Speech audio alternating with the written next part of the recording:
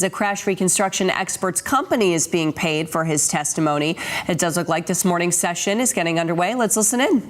Dr. Welcher, with regard to Trooper Paul, I would like to draw the court's attention to the following documents for the straightforward proposition that Dr. Welcher has not only reviewed, he has not only considered, that he has adopted. I went back and looked at the documents, and the basis for this is as follows. Slides 22 and 23 do not just depict Trooper Joseph Paul himself. They show Trooper Paul conducting the CARS analysis on February 1st of 2022.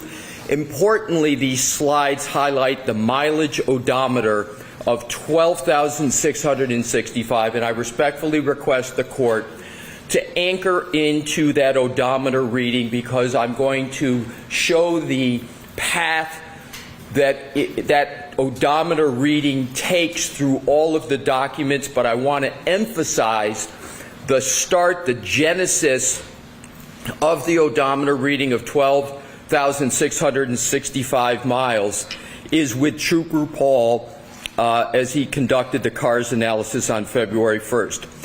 Now, here's where Dr. Welcher comes in. Dr. Welcher then uses this key data point, odometer 12,665, as the basis, the starting point for his determination of the locations and times for the events of January 29 of 2022. Dr. Welcher uses his scenario analysis of Miss Reed's travels, and that's detailed on slides 24, 25, 26, 27, and 28, to calculate and then deduct 36 miles from the odometer according to Trooper Paul on February 1st of 2022 to arrive at an odometer reading of 12,629, which obviously is different from the start, the anchor I talked about of 12,665. So the assumed odometer of 12,629, again, is based on Trooper Paul's CARS analysis in slides 22 and 23, are then used as a tether, a connection to the events recorded by the VCH in the Lexus on the following slides: 28, 29, 30, 31, 32, 33, 35, and 36. I elucidate this and I explicate the slide numbers to show how many there are in Dr. Welcher's report that are rooted in the anchor point and then the change in the deduction of the odometer. So the events memorialized by Trooper Paul on February 1st, including the odometer reading, provide the foundation for Dr. Welcher's entire analysis of the VCH events. The entire analysis of Dr. Welcher's VCH events. That is the adoption aspect of what I started with. Two more points. In addition, Dr. Welcher testified on his voir dire that the image on the left of slide 36 from his January 30th, 2025 presentation came from a file marked CARS-J.Paul. Now, he did contend that it wasn't the exact same image, but I want to go to this. In fact, the image on slide 36 is from the drone used by Trooper Paul, and the citation for that is page 4, item 11 of the CARS report. That's where the drones are from. Dr. Welcher didn't do any drone activity. He took the drone that he had in his report that was just a little bit different than the one I was showing him It comes from page 4, item 11 of the CARS report. And I quote, "The crash scene was documented during the on-scene investigation by utilizing Alicia's GNSS GPS mapping system and a DJI Mavic 2 UAS. This data was input to a computer-aided diagram program, which is IMS 360, here's the key, to produce a scale diagram of this collision. So the DJI Mavic is the CARS team drone. This image of Dr. Welcher's slide 36 is clearly and indisputably from the drone. And the only drone extant is the drone of Trooper Paul and the CARS team." Last point with regard to the Trooper Paul basis in adoption of Dr. Welcher. Mr. Brennan asked Dr. Welcher on voir dire if the image from slide 36 actually came from the CERT team, which is simply not true. The CERT team, actually Lieutenant Tully with the CERT team, took about a dozen photos of the taillight in the snow in the dark around 6 p.m. on January 29, 2022. Lieutenant O'Hara said that the CERT team never traveled back to the scene again. So there were very obviously no photos or images taken by the CERT team in the daylight from the drone. And I again refer to slides 22 and slides 23, where Dr. Welcher said it was more likely than not that it was Trooper Paul in those slides, but the point, whether it's Trooper Paul or not, is completely overwhelmed by what I just argued and presented as specific factual basis for a review, a consideration, and an adoption of the work of Trooper Paul. Unless Your Honor has any questions, I would now move on to Dr. Scorti-Bello. Thank you.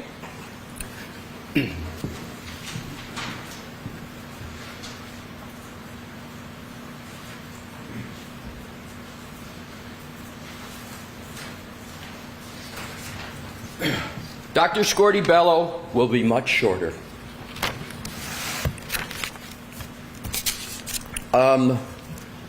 Mr. Woke, do we have the slide of the Dr. Scorti-Bello that was it's at the end of the slide presentation with her name on it?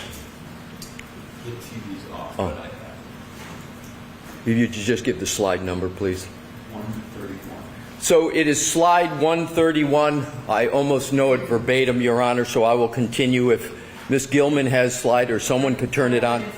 Okay, thank you. Thank you, Your Honor.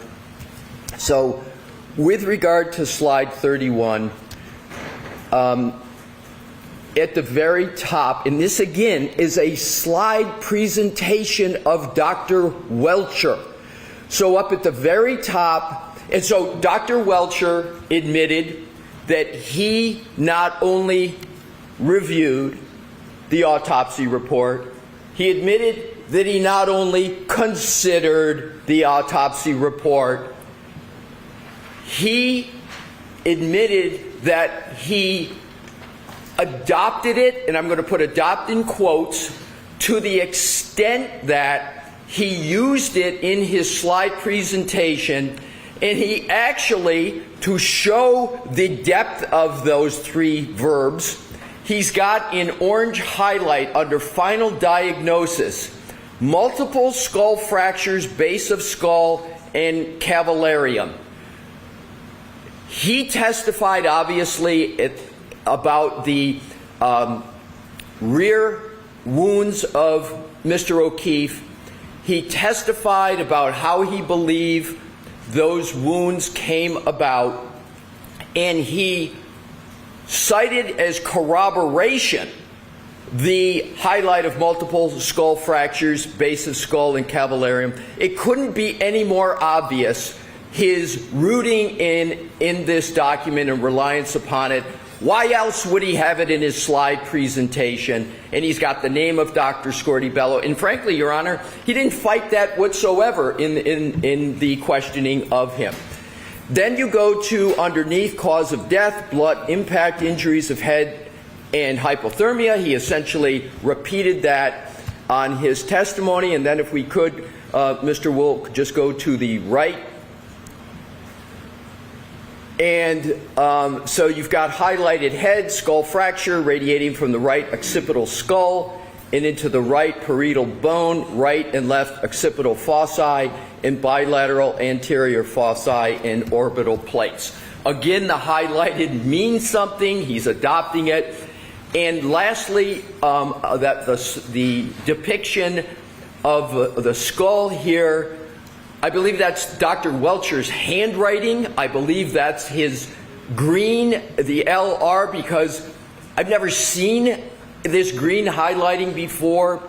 And it could also be Dr. Scortibello's. That's another possibility. I'm not sure. But let's assume sort of the most conservative part that it's Dr. Scortibello's. The key part is he's got it in there and he is referencing it. So, Your Honor, the last point really for both of them, and I wanted to save this point because it applies to both. With regard to experts, the law is clear. So I think the easiest part to show what our position here is the adoption. But in it, it's clearly shown. Adoption doesn't mean you have to agree with it.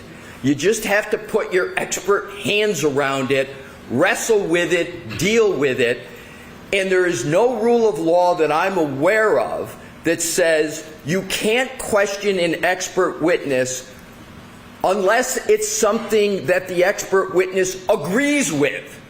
If the expert witness has reviewed it and considered it, and especially if they've rejected it. The easiest is obviously reviewed, considered, and adopted.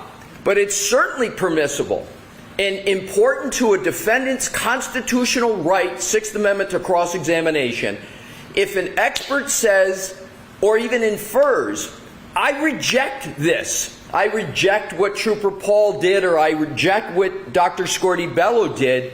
That is decision-making of an expert that the attorney has a right to be able to test. Why did you reject it? What was your thought process in rejecting it? And that applies to both Trooper Paul and Dr. Scortibello, because as I understand it, this witness, Dr. Welcher, is not, he says, I'm not relying upon Trooper Paul, which is completely false based upon what I just showed. But even if he just rejects it, in addition to what he has done, we have the right to test and get answers as to why he did it. And the same with Dr. Scortibello.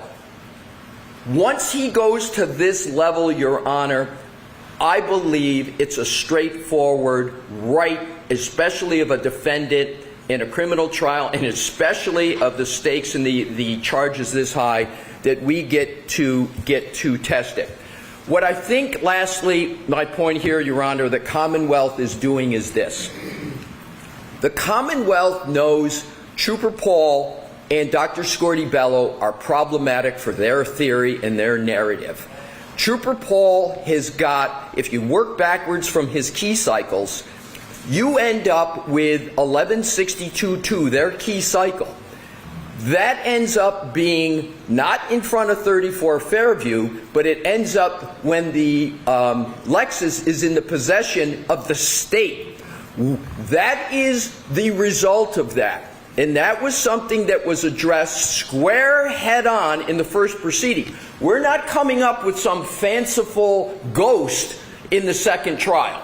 This was gone through extensively in the first proceeding. And I understand this is a new trial, but it goes to show it's not something coming out of the blue, etc. And with regard to Dr. Scortibello, it was remarkable on the redirect that I've never seen a prosecution essentially go after the opinions and conclusion of their own medical examiner when they basically said, the medical examiner, I can't call this a homicide. The manner of death is undetermined. And the medical examiner says, I don't see any motor vehicle impact injuries. There couldn't be anything more apt, more probative than whether or not the injuries to the decedent are from a motor vehicle. The Dr. Welcher himself is saying they are. That's the essence of his opinion. It's the essence of his test. We get to be able to, respectfully, Your Honor, say, well, wait a minute. You said you looked at the autopsy. You said this. You highlight it. But you're going against the medical examiner on whether there's motor vehicle injuries.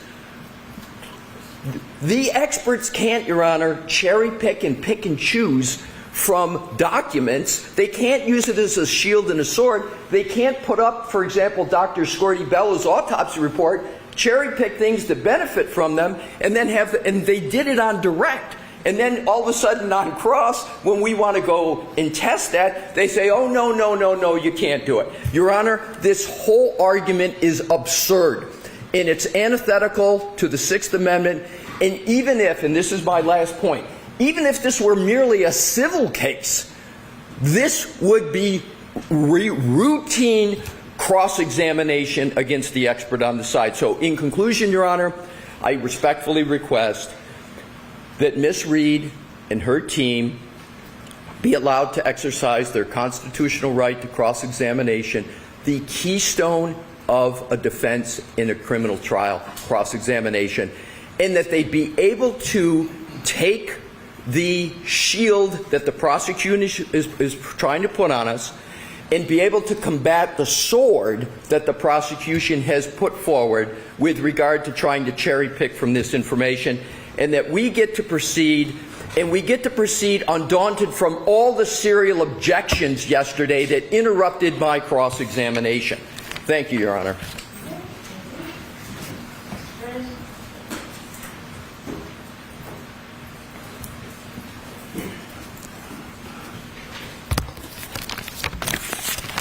What arises from the litany of complaints by the defense is that there is no constitutional right to usurp the rules of evidence. There is no case law, as much as they urge the court and yell out the word case law and constitutional right and Sixth Amendment right. There is no case law to support what they are trying to do. It is a simple endeavor that is clouded by all the rhetoric that they offer. And it is clear, and the court knows what they're trying to do. They are trying to pit the inadmissible opinion of a non-testifying witness against a testifying witness. They have asked Dr. Scorti-Bello what her opinion is, and although it's not consistent with our reading of the case law, they were allowed to introduce that it was an undetermined cause of death or mechanism. That evidence is already in front of the jury, but they can't simply repeat it because it sounds good to them or they think it's helpful.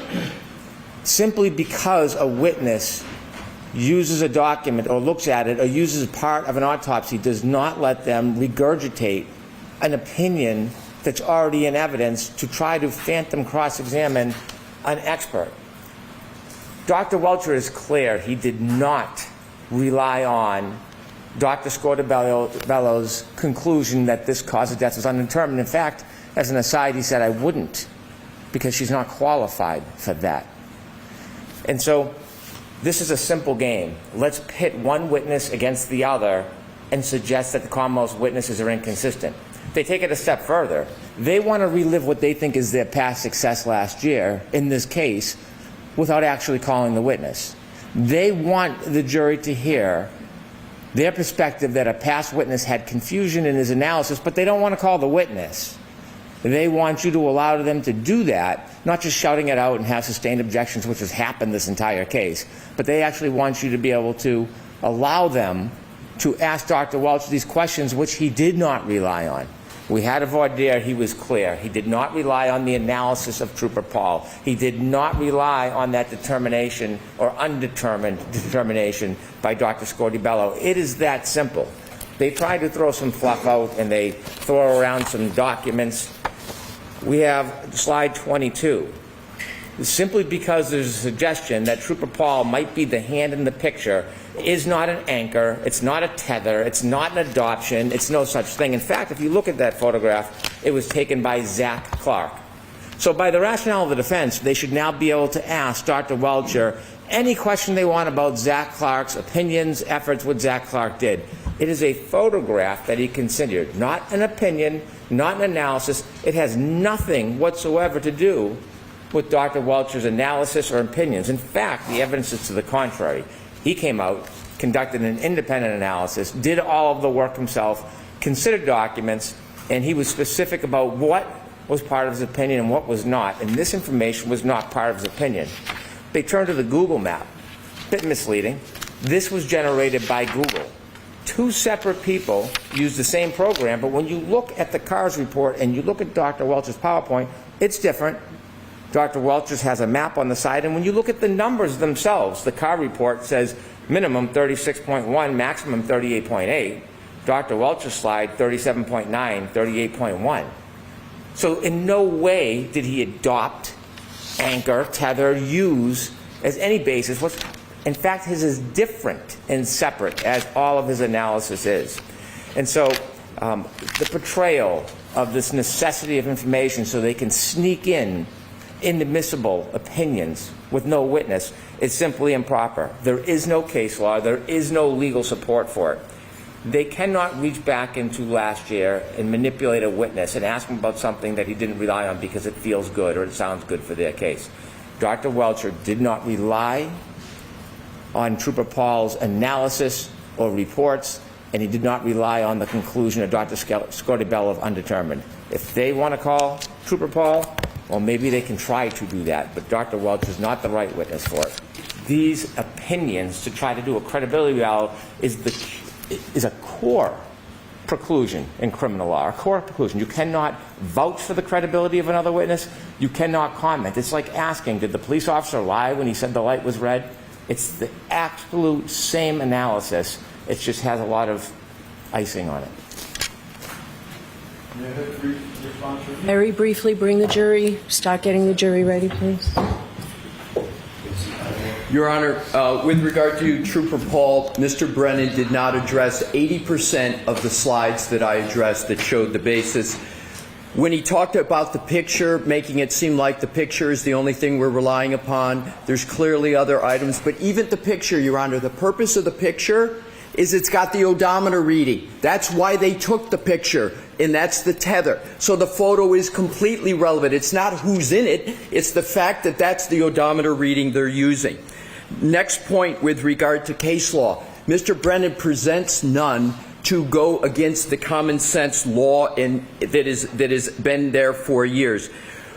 The other thing, Your Honor, is with regard to Mr. Brennan keeps trying to put my arguments into a credibility, like we're trying to attack the credibility of Trooper Paul. He says that we're trying to redo last trial. To the contrary, Your Honor, it's the Commonwealth that brought Trooper Paul into the second trial through Dr. Welcher and Dr. Welcher's reliance on all the work of Trooper Paul. They've brought it in here, and because of that, we get the right to cross-examine it. Last point. This is not about credibility. He keeps saying something that's not happening, that we're going to attack the credibility of Trooper Paul. What we want to do is to say to Dr. Welcher, you have brought up Trooper Paul. You have used his odometer reading. That odometer reading tethers through to Google. It tethers through everything you're doing. It's the foundation. But what you're ignoring, Dr. Welcher, are all the key cycle results that come from that odometer reading that you relied upon. Dr. Welcher himself can't cherry pick, grab things that he needs from Trooper Paul to do his analysis, and then the Commonwealth say, but you can't go after that because it somehow has Trooper Paul's name on it. It's illogical, Your Honor, and it's incorrect under the law. Thank you. So I disagree with you, Mr. Alessi. I'm not allowing in the line of questioning regarding Trooper Paul, and I'm not allowing the line of questioning regarding Dr. Scortibello. So that's my ruling. Let's bring the jury in. Your Honor, there's one very big issue. Well, come over here because they're on their way.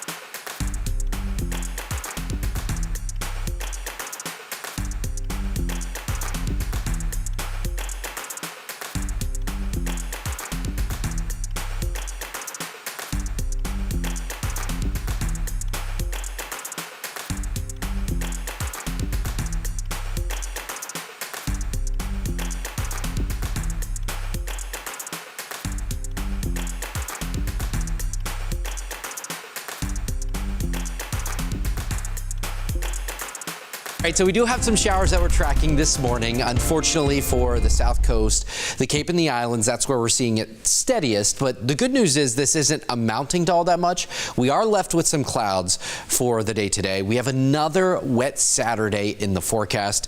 A few breaks likely Saturday afternoon and then a mainly dry Sunday. So definitely a weekend that you can enjoy some time outside, especially with prom and graduation parties, graduation celebrations. We're pleasant again. What do you know? Next Monday, Tuesday, Wednesday. If you had off during the week, you've been hitting the jackpot the last few weeks. It's the weekends that have really kind of taken it on the nose. We'll look at that in just a second. But right now we have mainly cloudy skies for most of the area.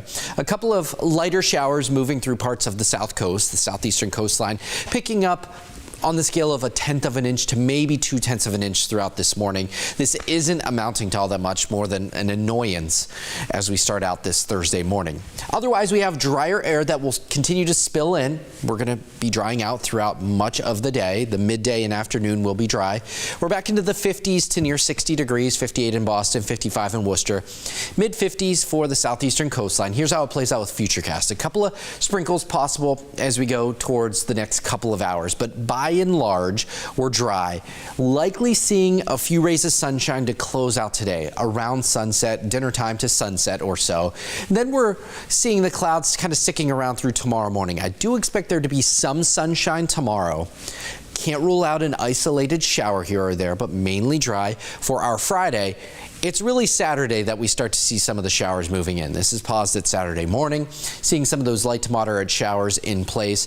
Unfortunately, with time dwindling to be able to call any sort of rain delays or rain cancellations, you know, some of the leagues are going to be watching the forecast for Saturday morning very closely. Another round of showers pushes through Saturday night. This is going to be the cold front.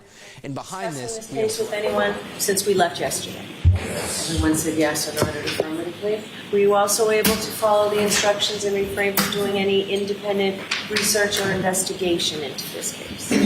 Everyone said yes or nodded affirmatively. Did anyone happen to see, hear, or read anything about this case since we left yesterday? No. Everyone said no or should be. Thank you. Could we have Dr. Welcher back in, please? And Mr. Leslie, feel free to go to the podium. With the computer and any electronics there, so we don't have to do drugs. It doesn't look like it's turned on at all. Oh, okay, good. And smart watches.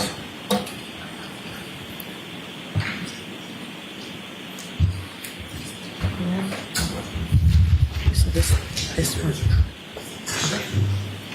Sir, I'll remind you, you're still in the room. Thank you. Good morning, Your Honor.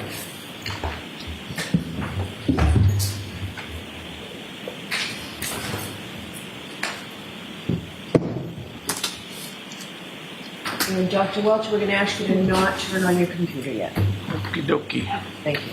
And Your Honor, if I could, smartwatches that are receiving text messages during his direct, if we can make sure that that does not occur. I can get my email on the line. I'll take all the time. Okay, or just don't look at your watch. I'll split it, okay? Okay. Thank you, Your Honor. Good morning, Dr. Welcher. Good morning. Do you know whether there was glass found on the bumper of Miss Reed's Lexus SUV? My understanding there was, yes. Did you reach a conclusion on whether the glass on the bumper came from the drinking glass that you assert Mr. O'Keefe was holding at the time of the alleged impact? I didn't have an opportunity to inspect the glass, but the glass was broken and there was glass on the bumper. That's all I know.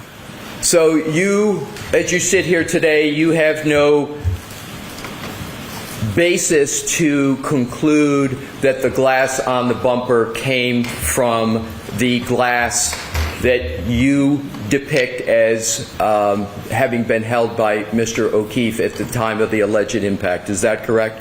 Well, you're mixing a couple things. No, Dr. Welcher, So if you can just answer my question. I'm trying I to. need to rephrase it, I will. I'll ask it a different way. Please. You have no basis, as you sit here today, to conclude that the glass on the bumper came from a drinking glass connected to Mr. O'Keefe, do you? Well, we have a picture of a broken glass at the scene, so I wouldn't say we have no basis. We don't necessarily have enough to conclude it's from it, though.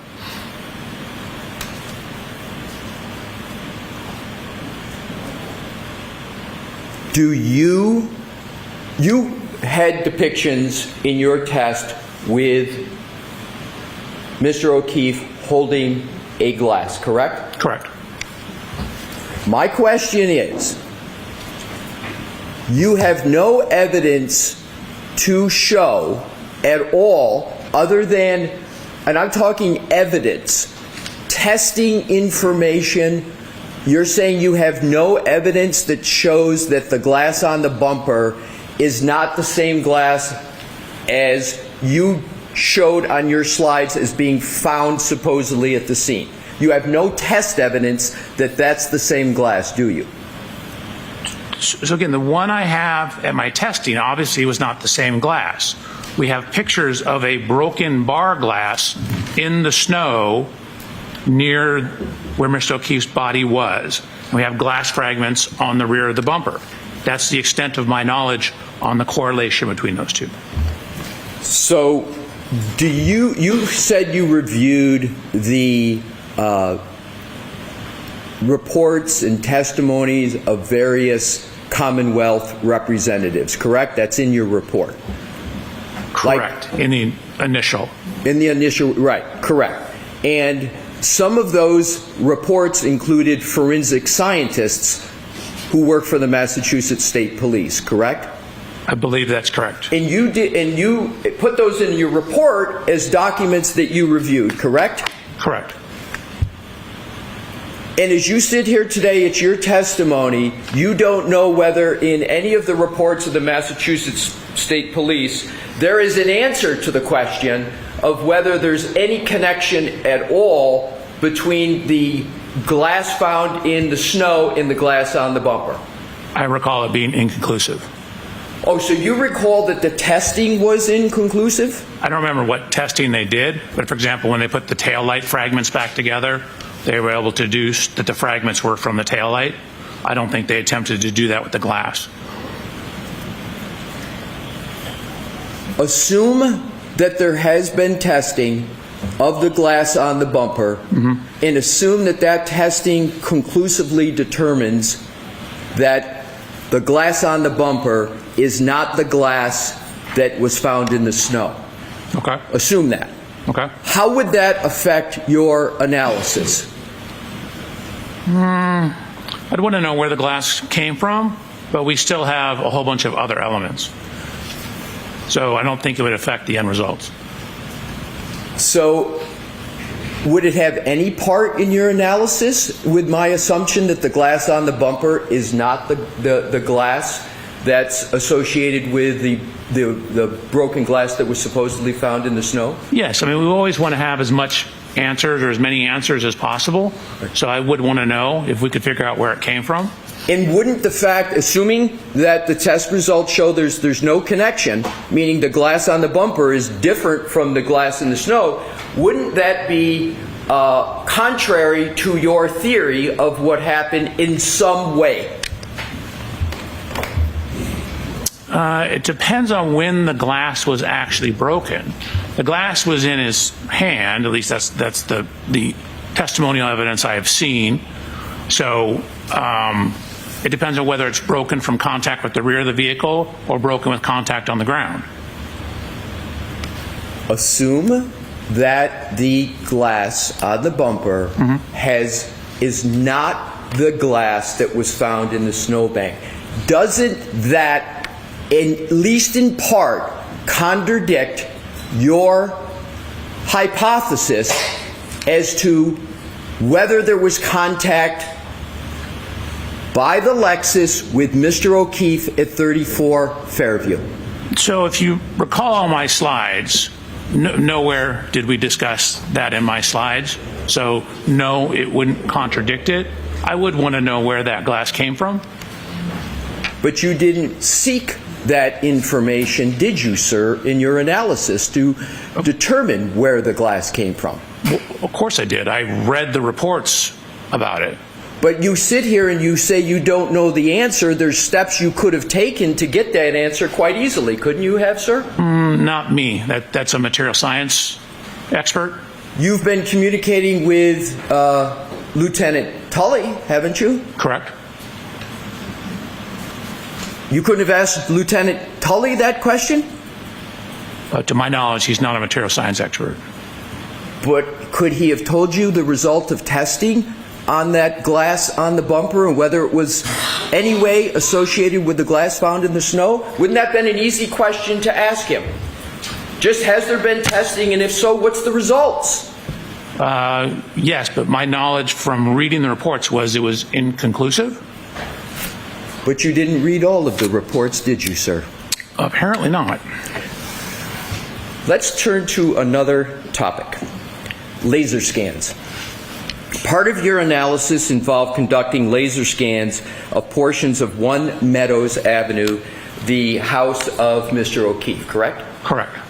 Those laser scans were used, at least in part, to answer the question of whether the collision between Miss Reed's SUV and Mr. O'Keefe's Chevy Traverse at 1 Meadows at approximately 5:07 a.m. on January 29, 2022, caused the right rear taillight of the Lexus to break, correct? Correct. And in that analysis, inches literally matter, correct?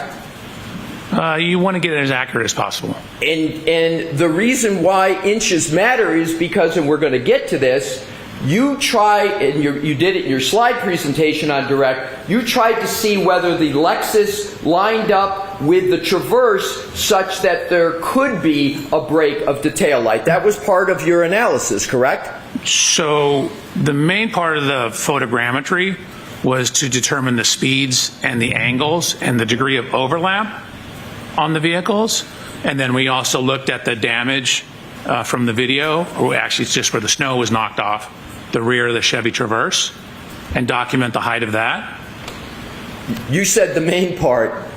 I don't want to engage in semantics. I want to go to my question of, isn't part of the laser scan analysis to determine whether or not those two vehicles align sufficiently such that the Lexus could break, the taillight of the Lexus could break coming into contact with the Chevy Traverse? Wasn't that part of your analysis, at least in part? Yes. Okay.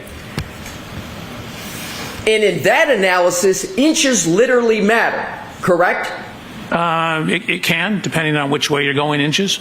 So the Ring camera at 1 Meadows, you're familiar with that Ring camera, right? At Correct. 1 Meadows? That Ring camera at 1 Meadows was used as part of the laser scan process that you and your firm Aperture performed at 1 Meadows on October 2nd, 2024. Do I have the date correct? I believe so, but like the videos were not literally used during the laser scans. We took the laser scans, the video, combined them together in a process called photogrammetry. Okay, let's get this down to the fundamentals. You used, and that was my question, Your Honor, if we could publish the exhibit with regard to the Ring camera. Sure. What exhibit is it? Yeah, I got my, yeah.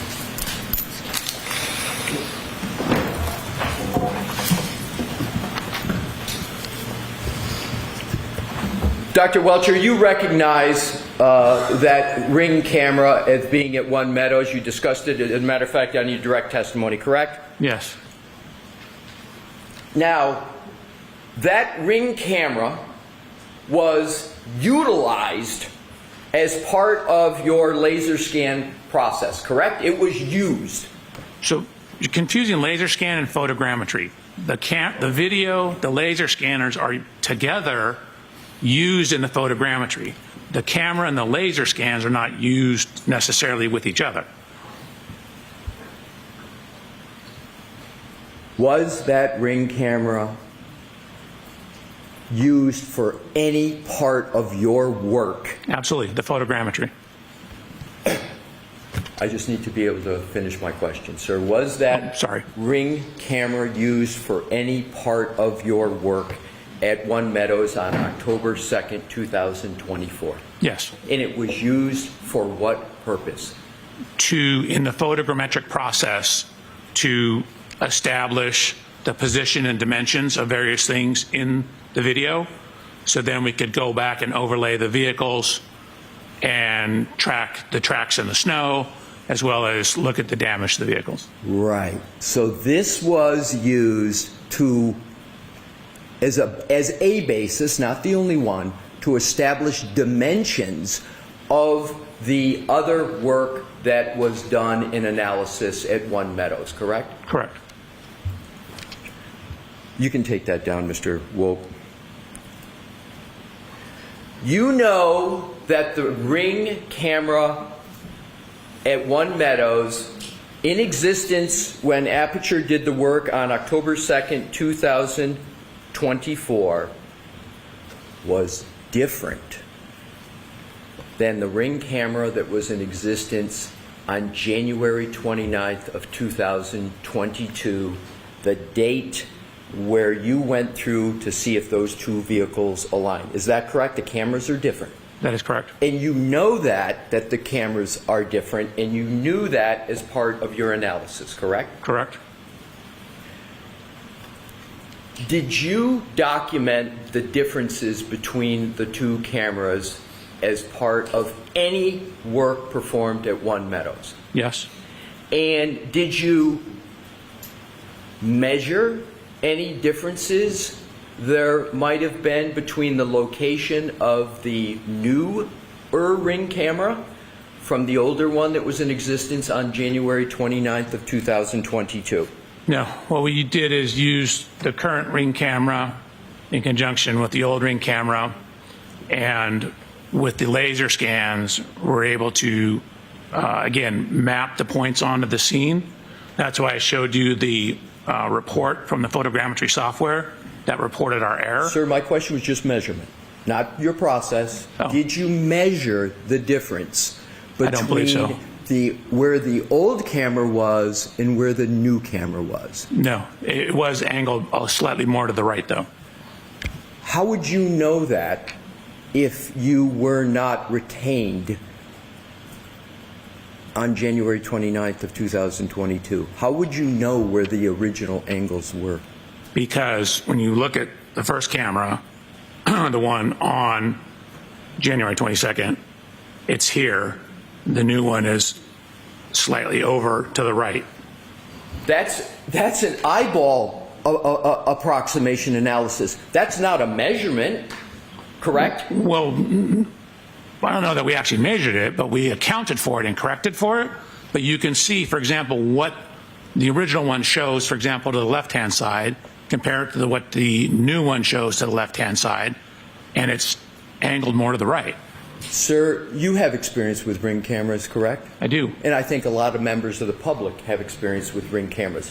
You can move just the camera portion ever so slightly and change significantly the angle of the camera, can't you, what it captures? Just a small turn. Potentially. Right. Even a millimeter turn can make a change. A 2 millimeter, a 1 inch can make a significant change with regard to what the camera captures, correct? Could, sure. So, did you measure whether the newer camera that was present on October 2nd, 2024 was installed to the left? And I'm talking measure. To the right, to the top, or the bottom relative to the camera that was there on January 29th of 2022? So we solved for the camera position. I'm asking if you measured, sir. Oh, no, we didn't measure. So let's talk about some other differences with regard to cameras and Ring cameras. Different Ring cameras can have different levels of distortion, correct? Potentially.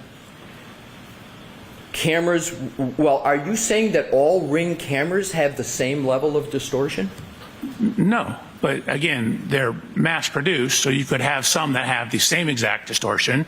You could have some that have different.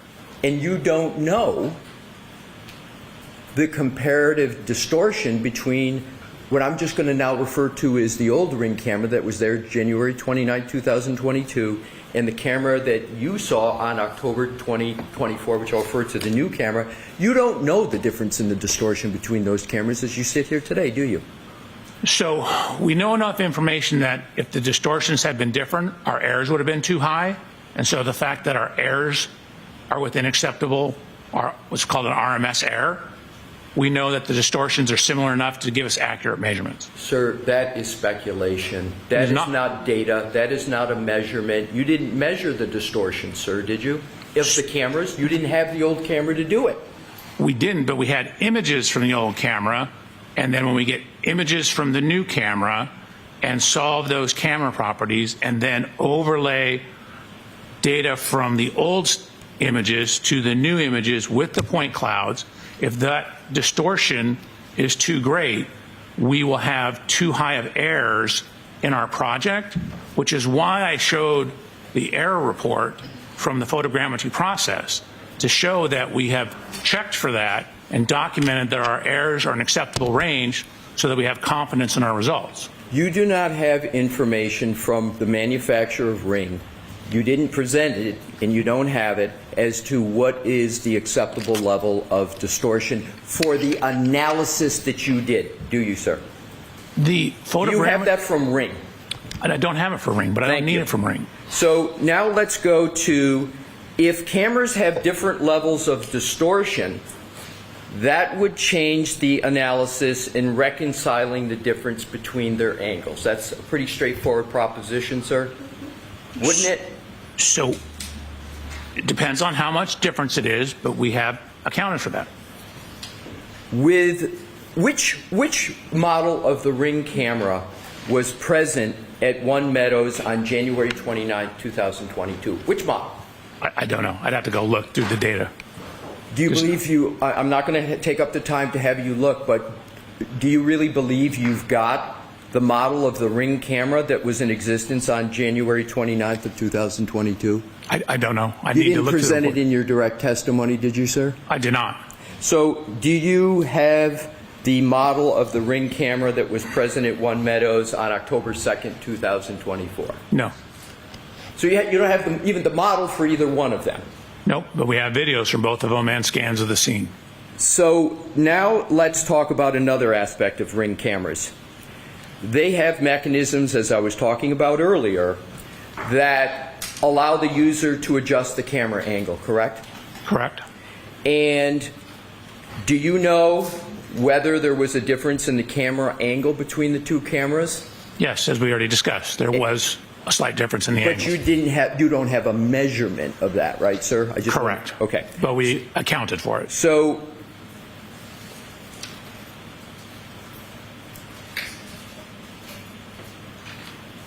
wouldn't a difference in models of Ring cameras be relevant at all to your analysis of trying to reconcile any differences between them?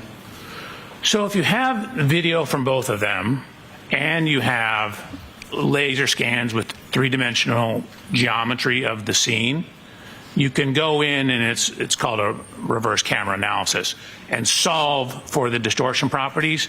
The scans give you the real-world dimensions. So once you know the real-world dimensions, you can then go in, and then solve for the camera lens properties based upon the real-world distortions. So, for example, if there's a little bit of bending at the end, the laser scan data will show that, and you can correct for that, knowing information about the laser scanner. I'll ask the laser scan data. I'm sorry, I thought you finished, sir. I'm going to ask the question again because it's a narrow question. Wouldn't knowing the difference in the models be relevant? That's all I'm asking. Wouldn't it be relevant to your analysis of reconciling the differences to them? Wouldn't it be relevant? No. So you think the different models are irrelevant to any process you occasioned at one? It's irrelevant. So the analysis of the video itself is more important than the models? I'm not asking if it's more important. I'm just asking, would it be relevant? No, I don't believe it'd be relevant. Now let's go to another aspect of the cameras. Are key parameters in a camera that the software needs to know focal length? It is. Is imaging size something that is an important parameter in a camera? Yes. Are sampling characteristics an important parameter in cameras? Can be. Is the principal point, you understand that concept, sir? Is that an important parameter in a camera?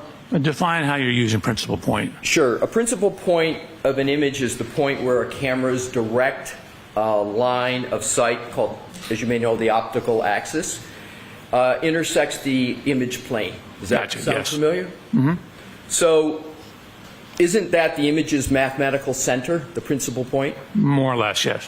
And for high accuracy photogrammetric work, it's important to know if the lens is mounted centered over the image sensor due to the small manufacturing variances, correct? Could be important. And if the principal point is the center of the image. That's relevant. So doesn't that affect the mathematical calculation of the light ray geometry? It could. So the variance in manufacturing between cameras is a known issue. Do you agree? I do. There's small manufacturing variances that affect one of the key components of the fundamental parameters of the camera, namely the principal point, right? Correct. Did you perform the camera calibration of the camera in place in October of 2024? Yes. So within photogrammetry, we calibrated the photogrammetric analysis to the camera. Did you address the principal point in that calibration? Do you have documentation that you addressed that important factor, the principal point? So the checking of the RMS error in the software takes into account, sums up all the potential errors in the measurements, which would include that. Okay. Sir, you know the importance of all of these topics because the output of all the work Aperture did at One Meadows, almost all of it, springs from that camera, correct? It starts there. Okay, it starts there. And if the starting point is wrong, then where you go from the starting point is going to be at least potentially wrong, correct? Potentially. Would you agree that Ring cameras have a swiveling mechanism so that the user can adjust the camera angle? Some do. Do you know whether the camera that was in existence on January 29, 2022 had a swiveling mechanism? I believe it did. Believe? Do you know? I do not know for a fact. But you those style of Ring cameras on the surveillance have adjustability that includes angle. But you don't know whether the camera that was there, the specific camera on January 29, 2022, had a swiveling mechanism or not, correct? Correct. And do you know whether the camera that you saw in October of 2024 had a swiveling mechanism on it? It did. And where did you document the fact that it had a swiveling mechanism? I think we have photos of the camera. Did you document it in writing, and did you document the tolerance of the swiveling mechanism? No. Let's go to, and again, all of the camera, this camera that you used is the starting point for your laser scan and photogrammetry process, correct? Correct. All right. Let's go to another topic. On your direct testimony, as I recall, you stated essentially from various information that you lined up in the video, and we're talking about the lining up of the Lexus with the Traverse. And this is at One Meadows. And so, as I understand what you did, sir, is you took what are called point clouds, 3D images, created them for the Lexus. You took created 3D images, synonym point clouds, of the Traverse, and then you attempted to line them up to determine, among other things, whether they would align sufficient so that the Lexus could line up and potentially hit the Traverse such that the tail light of the Lexus could be broken. Was that at least part of your analysis? That was part. There was more. So, you showed a slide, a few slides, and with Your Honor's permission, what I'd like to do is to start with slide 90. All right. Do you have any problem with Dr. Welcher keeping his printed copy that he was using? I have no problem with the printed copy, Your Honor. So, I'm sorry, what slide again? 90. Your Honor, my printed copy tiny. Okay. Can I Can pull you it up? see the... Yes. Yeah.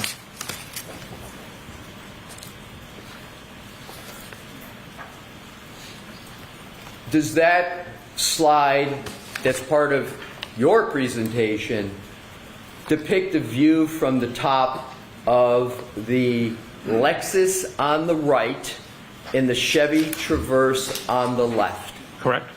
And is that depicting contact between the two vehicles? It is. Now let's zero in a closer look, and that is a contact point. Am I correct? Correct. I mean, there's multiple points. There's more than one. Multiple points, but it shows more clearly the contact Correct. between the two vehicles. Now if we could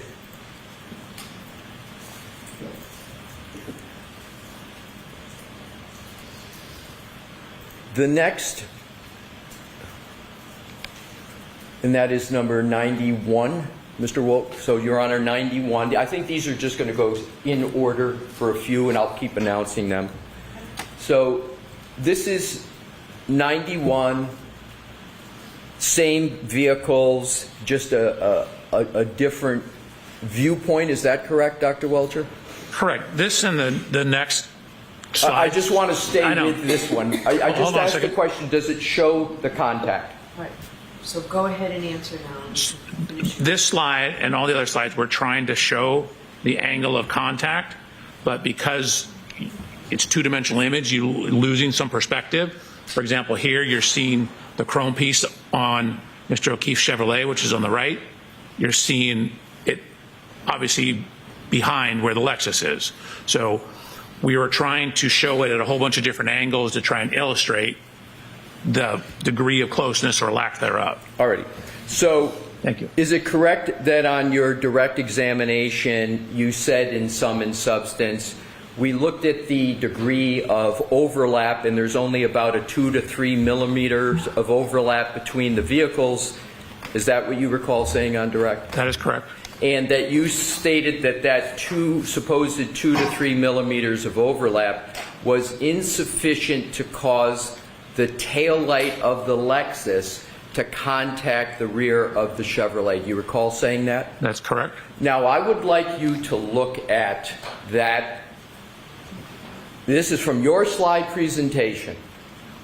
Is that not showing contact between the two vehicles? Oh, it absolutely is not. What you're seeing is a portion of the vehicle that is behind the area. Keep in mind the angle, the Lexus is angled off to the left. So the area that you see here is actually, in this case, in front of where the taillight is. This is why we tried showing it from a whole bunch of different angles, because when you try and take a two-dimensional image and look at it, you see stuff in the background. So and again, this is why in the computer, we overlaid them, looked at the measurements, in the computer where you don't have this, we have the three-dimensional measurements, and it does not hit. Where did you show in your slide presentation what you just said, that it doesn't show an overlap? So Where? It shows a contact. It definitely contacted, I'm sorry, Mr. Reporter, down below here. It does not show a contact here. So to answer your question, all the next slides were our attempt to do that. So all the next slides is your answer. We're going to go to those next slides. So just to be clear, you're saying that that depiction does not show any contact between the taillight of the Lexus and the Chevy Traverse. So the upper taillight, just to be clear, because the lower taillight is much closer. Well, it's not only much closer, it's in contact, isn't it, sir? It's very close. It's probably within an inch being in contact. Oh, so you state that even the lower part of the taillight is not making contact? So, if again, maybe there's a photo we could show or a scan. That is on the rear of the vehicle, and it contacts on the corner, which is just around, so maybe like an inch or so in front of it on the corner. I'm just going with what you presented in your slide Well, presentation. let's go to the next slides, and then Sir, maybe I we'll see will it. determine which slides we go Okay. to on my questioning. I'm just hoping so to answer your now let's question. go to, Mr. Wolf, the next slide There we go. in your presentation. My question is zeroing in. Are you saying that that slide does not show contact between the tail light of Ms. Reed's Lexus and any part of the Chevy Traverse? Yeah, absolutely. It's exactly what it shows. You can see a little better here. Again, we tried all these different angles, which is why all these slides are in there. But you can see some of the geometry of the light. This structure, and again, remember I said the Chevy kind of curves in as it goes up a little bit? Let's go to the next slide. 40. 40, yes, please.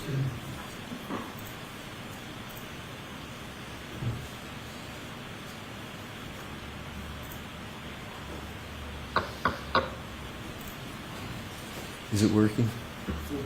41, Your Honor. One moment, Your Honor. That's Exhibit 41?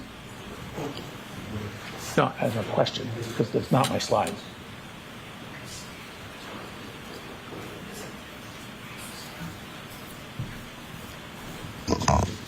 So, Mr. Alessi, is this exhibit number 41, or is this from the PowerPoint? Because, Slide 41? Slide. okay.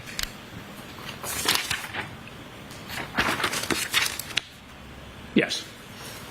So I'm putting this up because I want to show an actual photograph of that tail light, and I would like you, sir, to focus on the quarter panel tail light in each. Do you see a jutting out of the quarter panel tail light in that photo? You see it jut out? So I don't know if you and I are talking the same thing. There are little fins here. Correct. Now, what I'd like to do is to go back to the depiction we were just looking at, and that depiction doesn't show the jutting out, does it? No, it does. Those are actually more on the side of the vehicle. You can't see them in this image. Correct. You But- can't see them. Hold on a second. I wasn't finished. But Sir. they are 100% there. We actually did special hand scans with a hand scanner of the taillight to put it back on to the vehicle. You say they're 100% there, but you can't see it in that depiction, can you? The jutting out that you could see in the two-dimensional one we just saw. You can't see it. I can't see who's behind that wall because it's being blocked by something. I can't see on the side of the taillight because it's on the side I can't see. It's being blocked. Sir, my question is simple. You cannot see the jutting out of the tail light in this depiction, can you? Correct. Okay, now let's go on to the next question in this topic.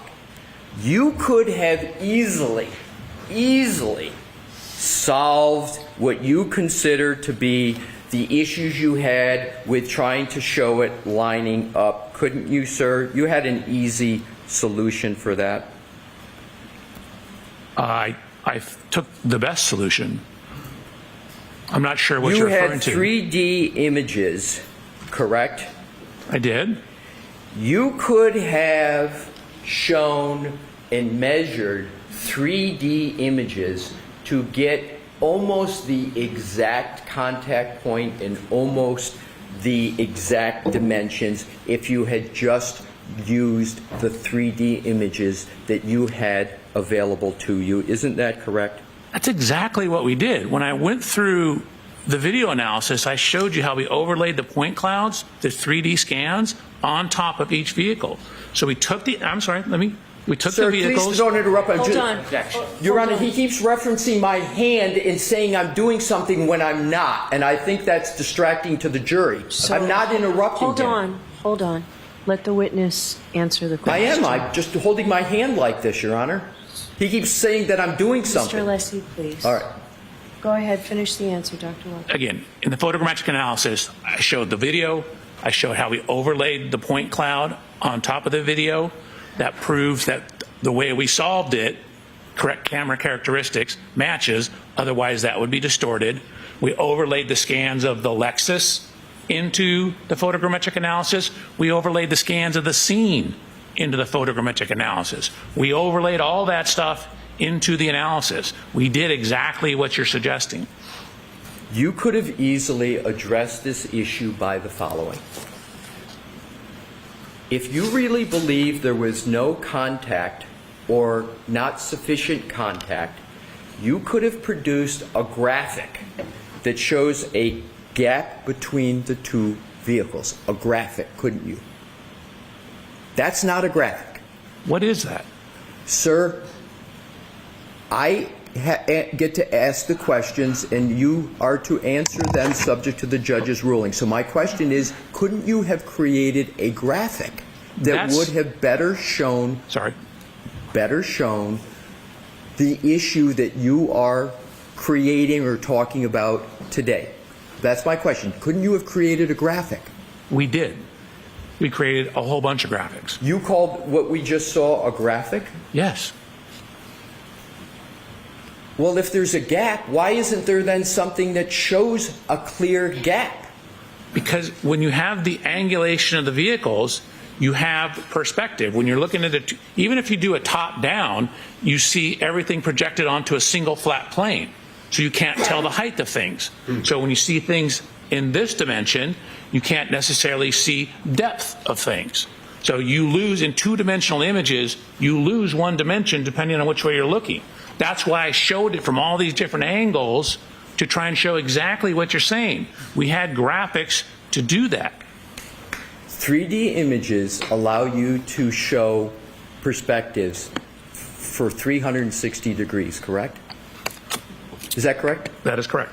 So, none of what you presented in your slideshow shows the contact points from 360 degrees, does it? I don't understand your question. Are you asking if I showed it at every single, I went through 360 slides that showed it at every single degree? Sir, let's move on. I think I've made the point. So I'm going to strike the comment, Okay. Mr. Leslie. Dr. Welcher, let's go to the next topic.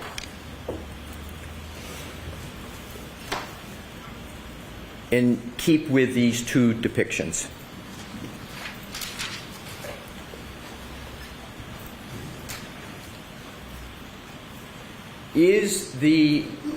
Are these two images point clouds or 3D images? Are these two? Those are one and the same thing. They're yes. I would use them as synonym. Which term of the two do you want to use? Point cloud or 3D images? Both are fine. It's a 3D image composed of points. So let's just call them 3D images so we can do this more quickly. The Lexus and the Chevy Traverse that are depicted there are both 3D images of those vehicles, correct? Correct. And Aperture created the 3D images, correct? Correct. Sir, did you do these scans and did you personally create these images? No, one of the assistants at Aperture did. So you're speaking about what somebody else did at Aperture, correct? They were doing it at my direction, and for example, the Lexus scan, I showed the photographs. You can see the gentleman that works at Aperture, Mike Morelli, was scanning them for me while I was doing the rest of the inspection. And then the hand scanning of the rear tail light was done by another engineer. I was out there with him doing it, taking measurements, and then same thing with the Chevy Traverse. My question is, you didn't do the creation of these 3D images, did you? The individual images, no. All right, so let's go to these individual images. These are 3D images, is that your testimony? Yes. Let's look at the tail light. Okay. That's not a 3D image, that's a Photoshop, isn't it? Nope. Oh, so it's your testimony that that tail light is a 3D image? That absolutely is a 3D image. The way you can tell is when you get up near the chrome, because lasers don't like shiny objects, you start to get a scatter. So see all these dots here? If that was a photo, you wouldn't have these dots. Let's go to the Chevy Traverse. Let's, Mr. Woke, zero in on the content, yeah. There's grain on that tail light, in the tail light. That's a 3D image of a tail light, isn't it, sir? They're both 3D images. Well, I just want to stay with one. That tail light is a 3D image, and one of the ways you can tell is because it's got all that grainy material on it, correct? Correct. Now let's go back, Mr. Woke, to the Lexus. Let's now go to the bumper. But do you want me to explain the difference? No, Okay. thank you. I would like to go to the bumper. Do you see any the predominance of any grainy image on the bumper? There's a little bit. So, for example, when you get near edges, it has a hard time with edges. I'm sorry, the bumper cover. Right. See the bumper cover up above? This whole thing is the bumper cover. That's the step pad. That's the rear body panel or the rear deck lid. I'm talking about the step pad, sir. Just the step pad of the bumper? Are you asking about just from here to here? Correct. The bumper step Can we pad. zoom in on it? Pardon me? Can we zoom in on it? Sure. Do you see any? Yeah, I see graininess. Let's go over to... Right in here. You can see it all through here. You see it through here. Well, I'm talking about the step pad, not the entire bumper. I'm just talking about the step pad. Right. So you're zooming in on the bumper. Right. The step pad is this structure up here. We're going to move up. It just takes a while. So your testimony is that is a... Can you zoom in more? That's you would like it zoomed in? Yes, sir. Sure. Your testimony is that that is a 3D image, not a Photoshopped step bumper cover. Is that correct? So we have mapped the color over the 3D scans. We used two separate scanners. If you recall, when I got out to Miss Reed's vehicle, that taillight was gone. So we had to replace the taillight. Talking about the bumper cover, not the taillight. Okay, I'm explaining the process. I'm just asking about the bumper cover, not the process. So focus your answer on the bumper. That is a laser scan. Okay, so your That's a 3D testimony model. is the step part of the bumper cover is a 3D image from a laser scan, and it's not a Photoshop. That's your Absolutely. testimony. And you didn't perform the work for the 3D that you claim the bumper step up is. You didn't do that work to produce that depiction, did you, sir? Somebody else in your firm did it. So this is all done at my direction. The engineers that work for me, so I'm telling them what to do. I'm not the one punching the keys. That's my saying, question. I need you to do this, this, and this. Use the hand scanner, go scan the light. I need to put this back in because it was missing when we got to it. So, no, I'm not punching the keys. Okay, so Okay. Come on over, please.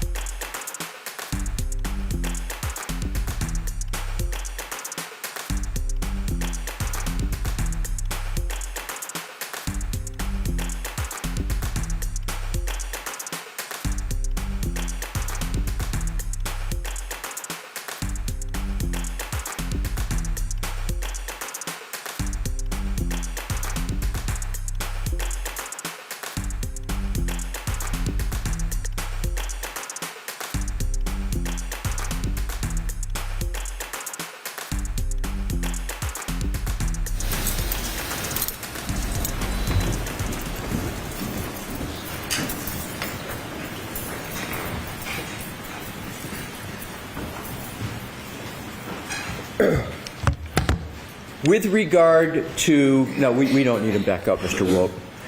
Isn't it correct that 3D images allow for proper and most accurate measurements as opposed to 2D images? Is that a correct general statement? I mean, generally, yeah. Okay, that's my question. So let's go to the next topic. Let's talk about hydraulics on the Lexus SUV. What type of hydraulic system does the Lexus SUV have? So it has a mechanism, I believe it's actually pneumatic. It's air-based system that raises it up and down. Do you know what the name of that system is, sir? No, not off the top of my head. Do you know how it works specifically? I do. Well, I mean, I know generally that there's a button on the interior where you can raise and lower the ride height. And is that the extent of your knowledge of that system on the Lexus? No. Again, I know when you park it, it'll drop down the ride height. When you adjust it for different roadway conditions, it'll change the ride height. Do you know what the height tolerances are? In other words, the lowest to the highest? I believe it's around 1.25 inches. At one point in time, I measured it. I don't remember off the top of my head. So you believe it's 1.25 inches up and 1.25 inches down? How do you apply the 1.25 inches? I recall the total being like 1.25 inches, but I measured it at one point in time. I just don't remember off the top of my head. Would you be surprised to hear that the tolerance is 5 inches on that vehicle? I would be surprised. I don't recall it being that much, but I would need to double check. Assume that the manual as well as other informations support that the tolerance is 5 inches and that specifically the vehicle can be raised 3 inches high and it can be lowered 2 inches. That's the basis for the 5. What was the suspension height of Miss Reed's Lexus that you used for your accident reconstruction analysis out front at 34 Fairview between 12 a.m. and 1 a.m. on January 29, 2022 to determine whether it was possible for the spoiler on the back of the Lexus to make contact with the eye of Mr. O'Keefe? If it was even possible, what did you use for a measurement of the suspension? Matched the measurements from when the vehicle was tested, I believe on February 1st at the Canton Police Department. What match did you make? So we aligned the bottom of the taillight, actually the sheet metal right below the taillight. So we adjusted the height of the Lexus to match that. Did you in any place document what level the Lexus was at the time of any testing, meaning the suspension? Did you document at all? Yes. Where?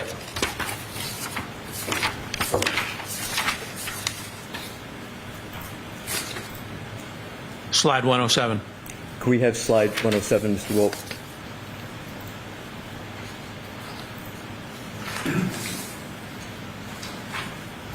And then if you could zoom in on the lower photograph, the gentleman with the blue shirt.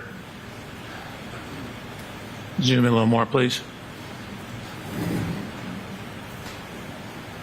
So if I may, we matched the bottom of the sheet metal here to photographs when it was at the Canton Police Department.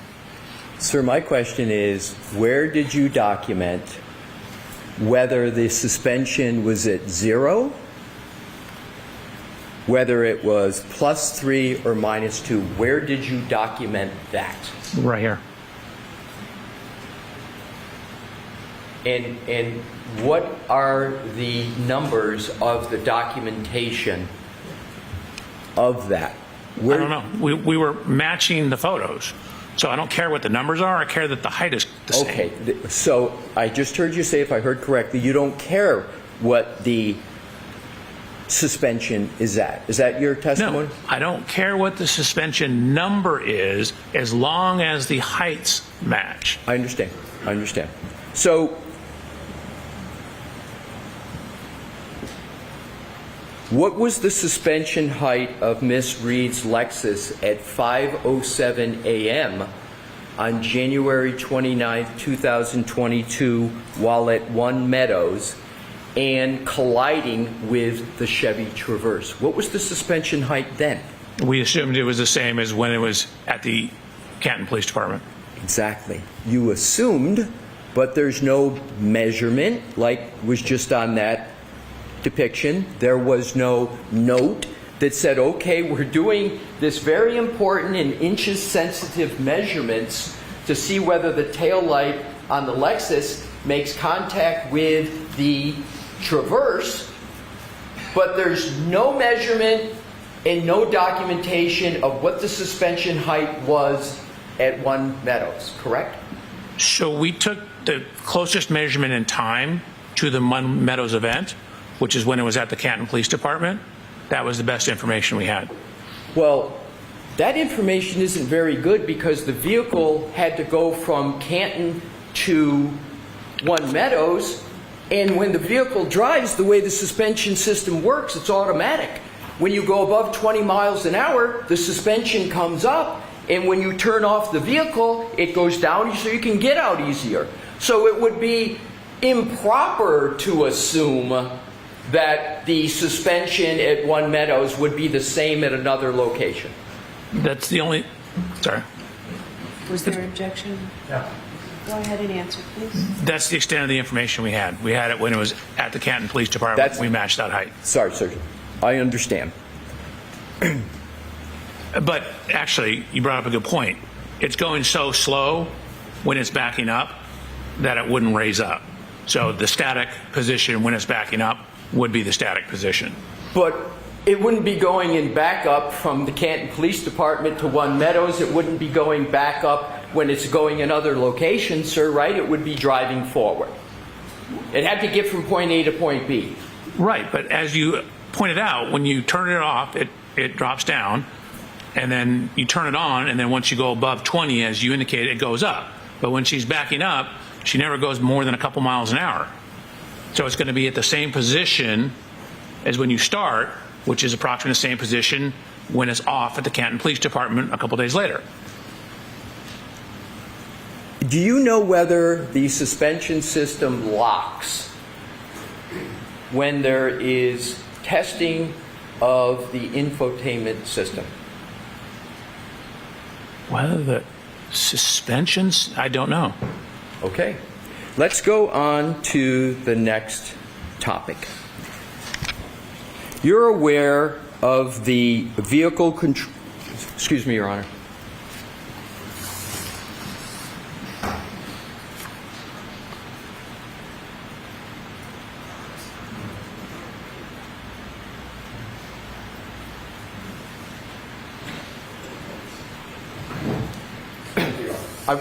Thank you, Your Honor. I want to go... I'm changing topics to go back now to Fairview, 34 Fairview.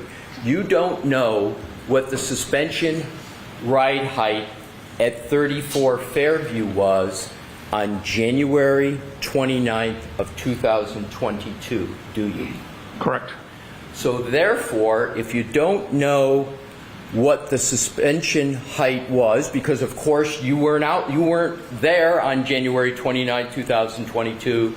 There's no measuring stick, as you say. You assert that you would have accounted for it in your methodology. So you don't have the suspension height for that key day, do you, sir? I only have it 2 days later. All right. So when you talk about key measurements, such as the spoiler on the top of the Lexus and the inches that are important as to whether things such as is there a contact with the front eye, you don't have some data that would be relevant to that calculation, the sum data being the suspension height of the Lexus at that time, do you? So we have some data. We have photos of the vehicle 2 days later. We don't know the exact height outside because, as you alluded to, we don't have a measurement on January 29th of it, but we do have it 2 days later. That's the source of the measurement. You don't have the suspension height or the setting of the suspension of the Lexus that existed on January 29, 2022, do you? Correct. Now let's go on to another topic.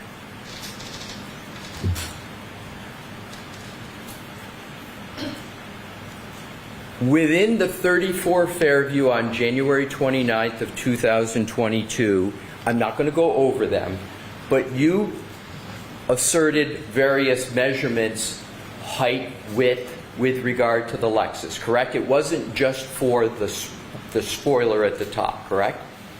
Correct.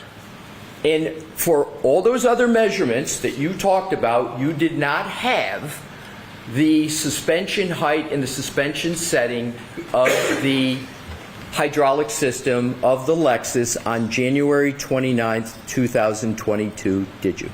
So the hydraulic's only going to affect the vertical dimensions. It doesn't change anything left to right, and it doesn't change anything down the side of the car. Understood. But for the measurements that are affected by vertical, you didn't have the suspension height of the Lexus system on January 29, 2022. Again, I only know what it is 2 days later. So now let's go on to vehicle control history. Sir, you understand what I mean by vehicle control history of Do? This is VCH? tech stream information? Are you aware of what is called the Bosch crash data retrieval system in Lexus vehicles? Of course, we showed it on my slides. And the Bosch crash data retrieval system in Lexus vehicles is sometimes referred to as the black box. No, you're mixing up two things. So the Bosch is like the tools. It's a question, sir. So, can you answer that with a yes or no? Is the Bosch crash data retrieval system the black box on Lexus vehicles? I just wanted to repeat it so we can. I didn't hear what the objection. You were objecting? I'd like him to be able to finish his answers. Yeah. So the question was just asked. Can you answer that question? No, it doesn't make sense. Okay, next question, Mr. Wilson. I'm going to ask the question, sir. The Bosch crash data retrieval system in Lexus vehicles, you're familiar with that? Are you familiar?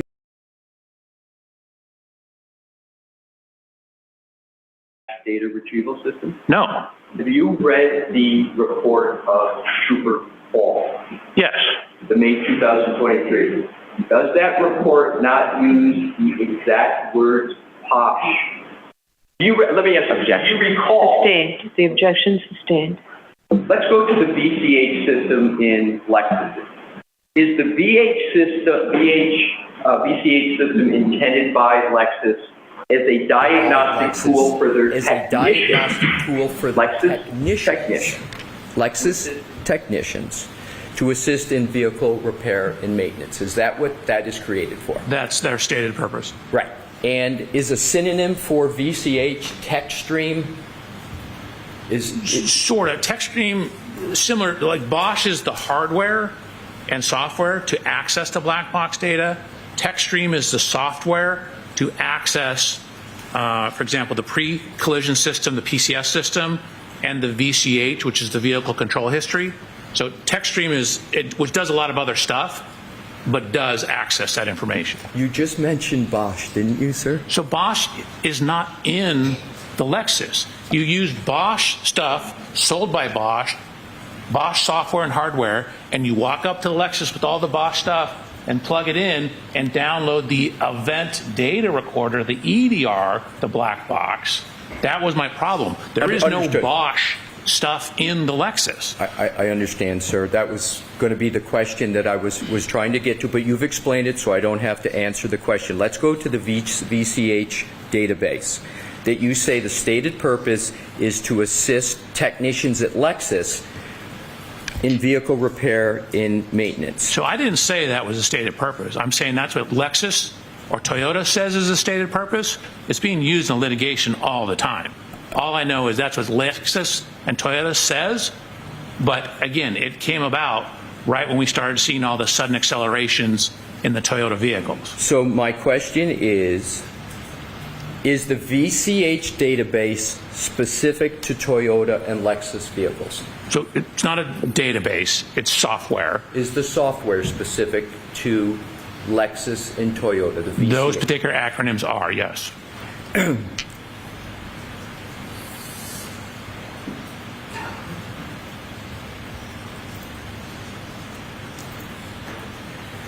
Want to move to another topic, and we are almost finished. We have just two more topics, sir. How common were VCH events when Miss Reed owned the Lexus? In 2022? Do you know the ownership period of Miss Reed with respect to the Lexus? Do you know how long she owned it? I have that documentation. I don't know off the top of my head. Do you have an approximate? No. I mean, it was a 2021 vehicle. Our accident's January 29, 2022. But I did get that information. Do you know how many VCH events were associated with the Lexus of Miss Reed? I did not count them, no. I have them all. I was only focused on the ones around our time period. Exactly. But do you have the number of events? Do you know how many there were? I could get it for you. How long would it take, sir? 3 minutes? Why don't we come back to it? Okay. And we'll see if it's... How about I start this so that we don't have to wait for it to boot up, and then when we come back to it, it's ready to go. You okay with that? That's all you're looking at, sir. Yep. Thank you. And then pick your head up, please, so I can finish these two topics. Please, go ahead. So, how often were VCH events recorded on the Lexus before January 29th of 2022? Man, I have to pull this data up. Fair enough. I assume that's going to be in what you're also pulling up. That's the goal here.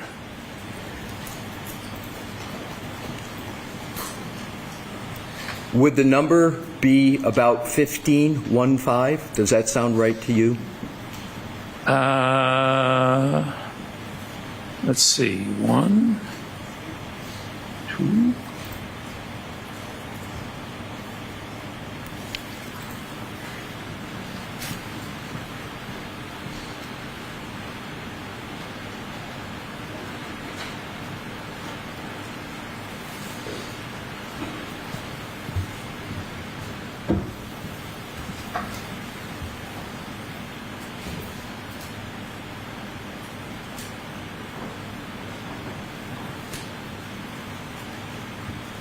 There's 18. 18. So there were 8, your records show that there were 18 VCH events recorded on Miss Reed's Lexus, correct? Before the subject one. Right. Did you conclude that any of those events, other than the 1162-2, were a collision? No. Now let's go to reverse recorded events. Can you tell how many of those 18 events were reverse recorded events? And you know what I mean by reverse recorded events? Yes. The vehicle going in reverse? Right. How many of those events were the vehicle going in reverse? And this is before. 4. Other than... He asked you, is this before? Yes, I'm sorry. Oh, I would have to pull up the PCS file. Could you start that and I can continue on with the questioning? I got to... So the PCS file is I have a second laptop that Here's has what I'm going to texturing. do. That's not important for me to keep going and get through it, Okay. so let's just stay on the events, okay?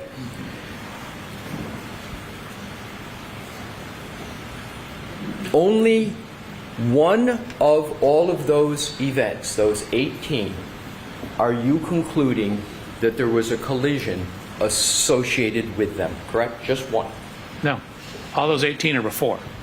The collision's number 19. No, I'm saying, I understand what you're saying, but for all the other events that are recorded, you're not, other than the January 29, 1162-2, you're not concluding that any of those were collisions, correct? I didn't look at them. They were so far mileage away from everything. But you're not concluding, even though they were so far away and you didn't look at them, you don't conclude from the information you have that any of them were a collision, correct? Yes. Sustained. Let's go to 5:07 a.m. on January 29th, 2022 at One Meadows, the home of Mr. O'Keefe. Okay. There was a collision between Ms. Reed's 6,000-pound Lexus and Mr. O'Keefe's approximately 4,500 Chevy Traverse. That's undisputed, correct? They collided. They made contact. They touched. Right. But the actual collision at One Meadows did not register the recording of an event on the Lexus VCH system, did it? Correct. It's too minor. So, however, you want this jury, sir, to conclude that the glancing blow that you contend occurred at 34 Fairview Road by the same 6,000-pound Lexus in contact with a mere 216-pound man did register an event on the Lexus, correct? No. The impact didn't register the event. As I pointed out, the trigger was from when the accelerator pedal went to 30%. The tech stream does not register crashes at all. It registers excessive acceleration, excessive steering, excessive braking, things like that, things that would be part of the maintenance system. So the tech stream will never register an event, even if you hit a wall at 100 miles an hour necessarily. I mean, it'll cause stop codes and things like that, but that's not what it does. The trigger here was transitioning into reverse and then gunning the accelerator pedal in reverse. And so when it went from 30 up to 74% throttle, once it went over 30 in that transition, that's what triggered the tech stream. It had nothing to do with, and that's why I'm telling you I don't know when in that event the impact occurred, because the tech stream doesn't tell you that. Thank you. You're welcome. Exactly my point. The tech stream information doesn't tell you when a collision occurs, does it? Correct.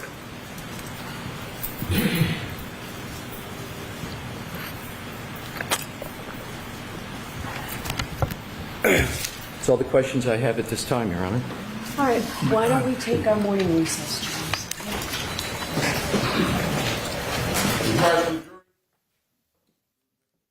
The rest of the country, they don't have anything like Market Basket. They have no idea what you're talking about, so I don't want it to change. Right now on CBS News Boston, the CEO of Market Basket suspended by the company's board, the accusations they're making and how customers are reacting. Plus a setback for President Trump. A federal court rules that he overstepped his authority, what it means for his policies. Plus Elon Musk makes a big announcement on his role in the administration. And a controversial witness back on the stand in the Karen Reed trial. How much the defense says a crash reconstruction expert's company is being paid for his testimony.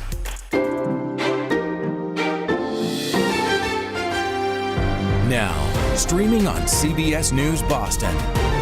This is WBZ News Mornings.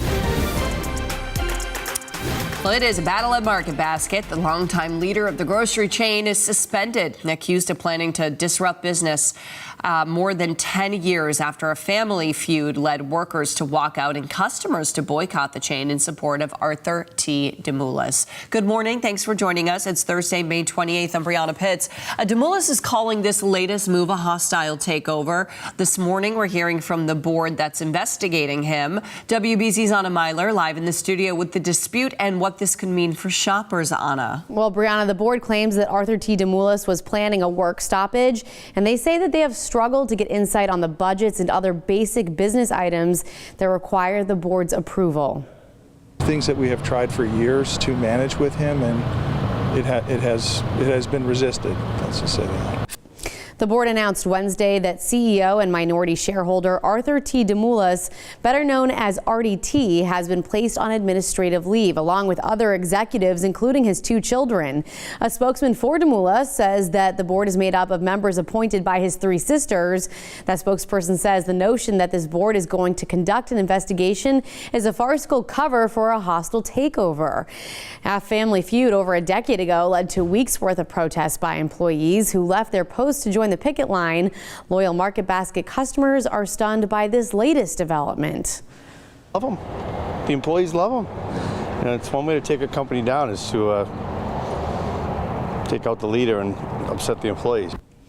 Now, these are paid leaves of absence. The board is adamant there are no plans to sell the company. Market Basket says employees and customers will not be impacted by this. Brianna? Okay, Anna, and Market Basket does have 90 locations in Massachusetts, New Hampshire, Maine, and Rhode Island. It employs 30,000 people. You can count on WBZ to stay on top of the latest developments, and for extended coverage on past protests and that current investigation, just head to our website, WBZ.com. All right, let's get a check of that next weather forecast now. Jacob Wyckoff in with us this morning. Jacob, first half of the week, lovely. Second half, looking a little different. Yeah, a bit of a rinse and repeat forecast from weeks prior. We have some morning showers that we're dealing with this Thursday, especially as you go through the South Coast, the Cape and the Islands. That's where we have some of the more moderate showers right now moving through parts of the bay side of Cape Cod. As you go into Barnstable, for instance, seeing some of those light showers. Same story into Dennis and Harwich and Yarmouthport, seeing some of those showers. Some lighter showers moving through the islands as we speak. But otherwise, we're actually going to see mainly dry and mainly cloudy conditions sticking around for much of today. In fact, I think there's plenty of salvageable time. We look outside, we see a little bit of brightness there on the horizon. Still overcast skies. Temperatures are in the mid to upper 50s to near 60 degrees, mid 50s for the Cape and Islands. They're going to be kind of socked in any sort of rain shower activity the longest.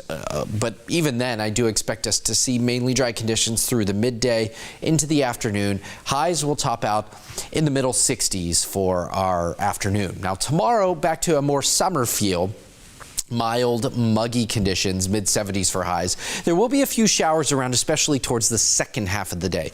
Plenty of hours you can get outside and enjoy, but it does usher in a different air mass, and that's going to bring us our shower chances for Saturday morning. So there's the departing rain for this morning, mainly cloudy skies for today, perhaps even a couple of rays of sunshine to start out our evening. There's Friday afternoon, seeing a couple of showers popping up. Then we start to track our Saturday morning system. I think Saturday morning looks to be the wettest. We'll have another check of that part of the forecast in just a few minutes. Brianna? Well, new video shows the moment that a driver in New Hampshire had to swerve to avoid a car that was going the wrong way on I-89. Police say a 90-year-old woman was behind the wheel of this wrong-way car. She collided head-on with an SUV. She is reportedly in critical condition. The other driver and a driver of a third car that was hit are expected to be okay. Harvard University will hold its commencement ceremonies today as international students at the school face an uncertain future.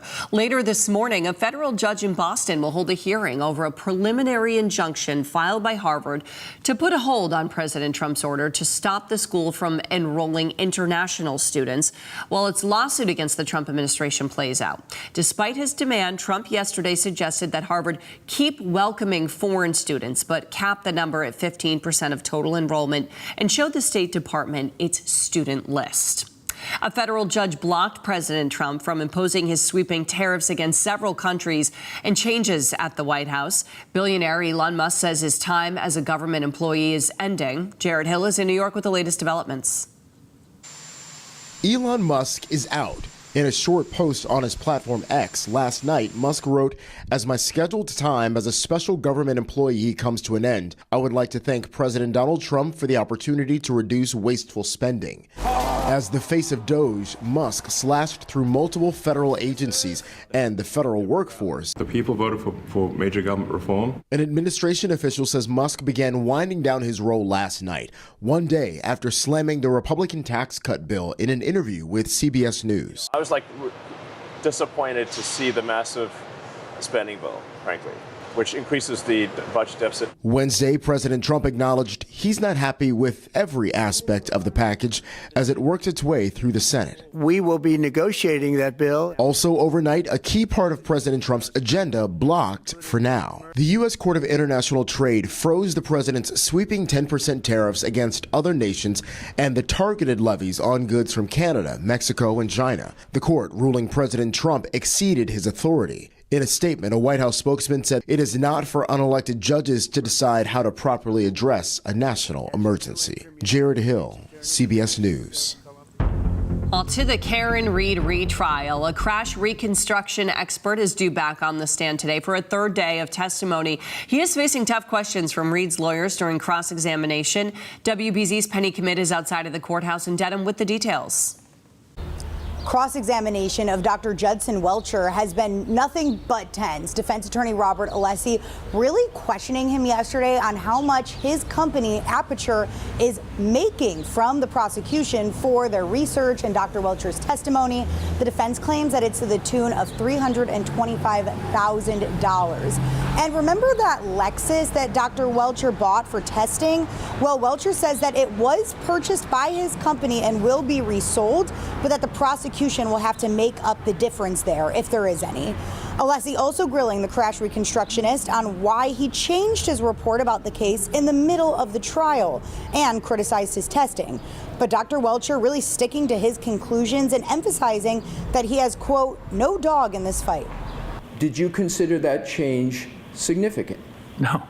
Well, then why did you make it in the middle of trial? There are taillight fragments, a broken glass, lacerations to his arm, and his DNA on the back of the vehicle in the area of the taillight. Despite being cross-examined for over 4 hours, the defense says they're still only about halfway done. So Dr. Welcher is going to be back on the stand first thing this morning. And remember, today is only a half day in court. The judge says that one of the jurors has an appointment this afternoon. Tomorrow we'll be back for a full day.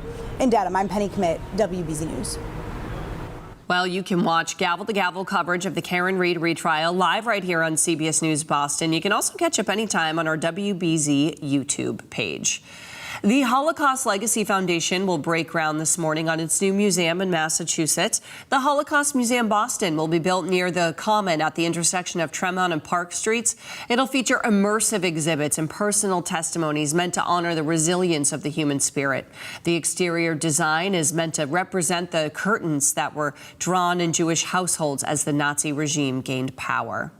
Just ahead this morning on CBS News Boston, a close call with an e-bike that ran a red light. The lesson police are hoping others can learn from this surveillance footage.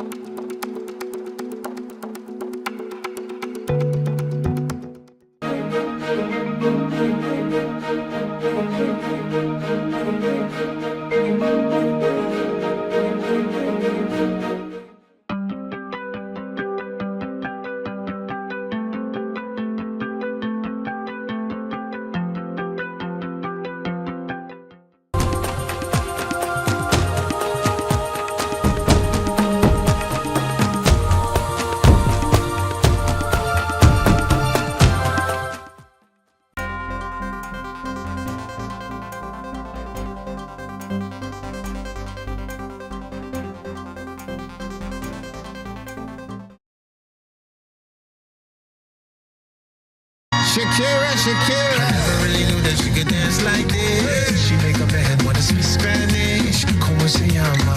Bonita, Picasa. Shakira. Oh, baby, when you talk like that. Hips Don't Lie by Shakira, who is performing at Fenway tonight. That show starts at 7:30 p.m. So get your hip dance moves ready, everyone. All right. Most boomers and millennials didn't get a manual on adulting while growing up, but that's not the case for Gen Zers. In today's world, some are enrolling in online Adulting 101 crash courses that are being offered by universities in Canada to help them master the adulting experience. So while most Gen Zers are considered the leaders in tech, many of them still feel that they lack the crucial life skills like changing a tire, going grocery shopping, chores, and financial responsibilities like paying off credit cards. These are tasks that AI cannot yet fix. These Adulting 101 classes are hoping to cover those basics for a younger generation who may feel lost. Jacob, here's what I'll say. Yeah. At least they acknowledge that they don't know a lot about There's it. There's a gap there. Yep. Yeah, and that they want to learn. Absolutely. One of the most successful YouTube and Instagram accounts is this older man who just gives advice to a younger generation, fixing tires, maybe want to plaster a little hole in the wall that somehow got there. Yeah, I think that we're all just kind of striving for what we think our parents or grandparents should have passed down to us, Yeah, hey, I need to watch the How to Change a Tire video too. So I got you, girl. I got you, girl. Don't worry. Is it in the parking lot now? We'll do this at a commercial. All right, I got you. All right, so we do have some showers that we're tracking this morning. Unfortunately for the South Coast, the Cape and the Islands, that's where we're seeing it steadiest. But the good news is this isn't amounting to all that much. We are left with some clouds for the day today. We have another wet Saturday in the forecast. A few breaks likely Saturday afternoon, and then a mainly dry Sunday. So definitely a weekend that you can enjoy some time outside, especially with prom and graduation parties, graduation celebrations. We're pleasant again. What do you know? Next Monday, Tuesday, Wednesday. If you had off during the week, you've been hitting the jackpot the last few weeks. It's the weekends that have really kind of taken it on the nose. We'll look at that in just a second. But right now we have mainly cloudy skies for most of the area. A couple of lighter showers moving through parts of the south coast, the southeastern coastline, picking up on the scale of 1/10 of an inch to maybe 2/10 of an inch throughout this morning. This isn't amounting to all that much more than an annoyance as we start out this Thursday morning. Otherwise, we have drier air that will continue to spill in. We're going to be drying out throughout much of the day. The midday and afternoon will be dry. We're back into the 50s to near 60 degrees, 58 in Boston, 55 in Worcester, mid 50s for the southeastern coastline. Here's how it plays out with Futurecast. A couple of sprinkles possible as we go towards the next couple of hours, but by and large, we're dry. Likely seeing a few rays of sunshine to close out today around sunset, dinner time to sunset or so. Then we're seeing the clouds kind of sticking around through tomorrow morning. I do expect there to be some sunshine tomorrow. Can't rule out an isolated shower here or there, but mainly dry for our Friday. It's really Saturday that we start to see some of the showers moving in. This is paused at Saturday morning, seeing some of those light to moderate showers in place. Unfortunately, with time dwindling to be able to call any sort of rain delays or rain cancellations, some of the leagues are going to be watching the forecast for Saturday morning very closely. Another round of showers pushes through Saturday night. This is going to be the cold front, and behind this we have drier air that spills in for Sunday.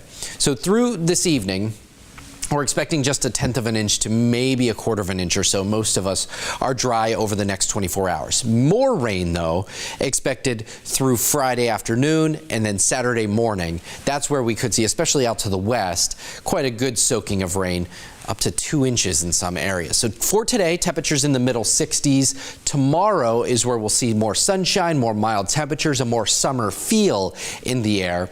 Can't rule out that isolated sprinkle. It's really the weekend, though, that a lot of folks are paying attention to. Kind of a split Saturday. The first half of Saturday, rain likely, dwindling as you go into the afternoon, mainly dry afternoon for Sunday. So here's your 7-day forecast. Temperatures getting back into the middle 60s today, mid 70s tomorrow, and then in the 60s for Saturday and Sunday. Kind of a split weekend. Sunday, definitely the nicer of the weekend days.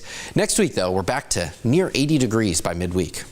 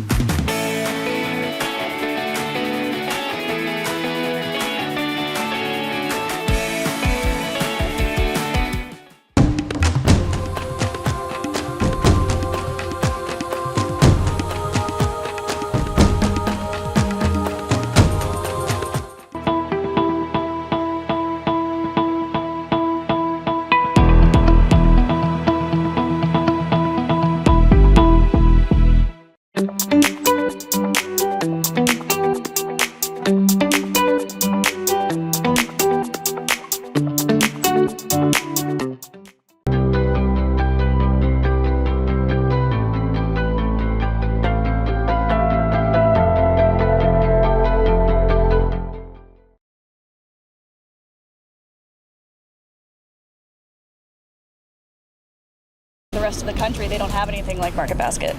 They have no idea what you're talking about, so I don't want it to change. Right now on CBS News Boston, the CEO of Market Basket suspended by the company's board, the accusations they're making and how customers are reacting. Plus a setback for President Trump. A federal court rules that he overstepped his authority, what it means for his policies.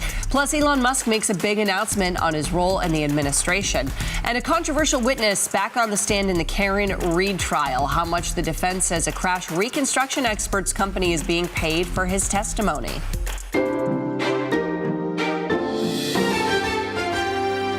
Now, streaming on CBS News Boston. This is WBZ News Mornings. Well, it is a battle at Market Basket. The longtime leader of the grocery chain is suspended and accused of planning to disrupt business more than 10 years after a family feud led workers to walk out and customers to boycott the chain in support of Arthur T. DeMoulas. Good morning. Thanks for joining us. It's Thursday, May 28th. I'm Brianna Pitts. DeMoulas is calling this latest move a hostile takeover. This morning, we're hearing from the board that's investigating him. WBZ's Anna Myler live in the studio with the dispute and what this could mean for shoppers, Anna. Well, Brianna, the board claims that Arthur T. DeMoulas was planning a work stoppage, and they say that they have struggled to get insight on the budgets and other basic business items that require the board's approval. Things that we have tried for years to manage with him, and it has been resisted. Let's just say that. The board announced Wednesday that CEO and minority shareholder Arthur T. DeMoulas, better known as RDT, has been placed on administrative leave, along with other executives, including his 2 children. A spokesman for DeMoulas says that the board is made up of members appointed by his 3 sisters. That spokesperson says the notion that this board is going to conduct an investigation is a farcical cover for a hostile takeover. A family feud over a decade ago led to weeks worth of protests by employees who left their posts to join the picket line. Loyal Market Basket customers are stunned by this latest development. Love them. The employees love them. You know, it's one way to take a company down is to take out the leader and upset the employees.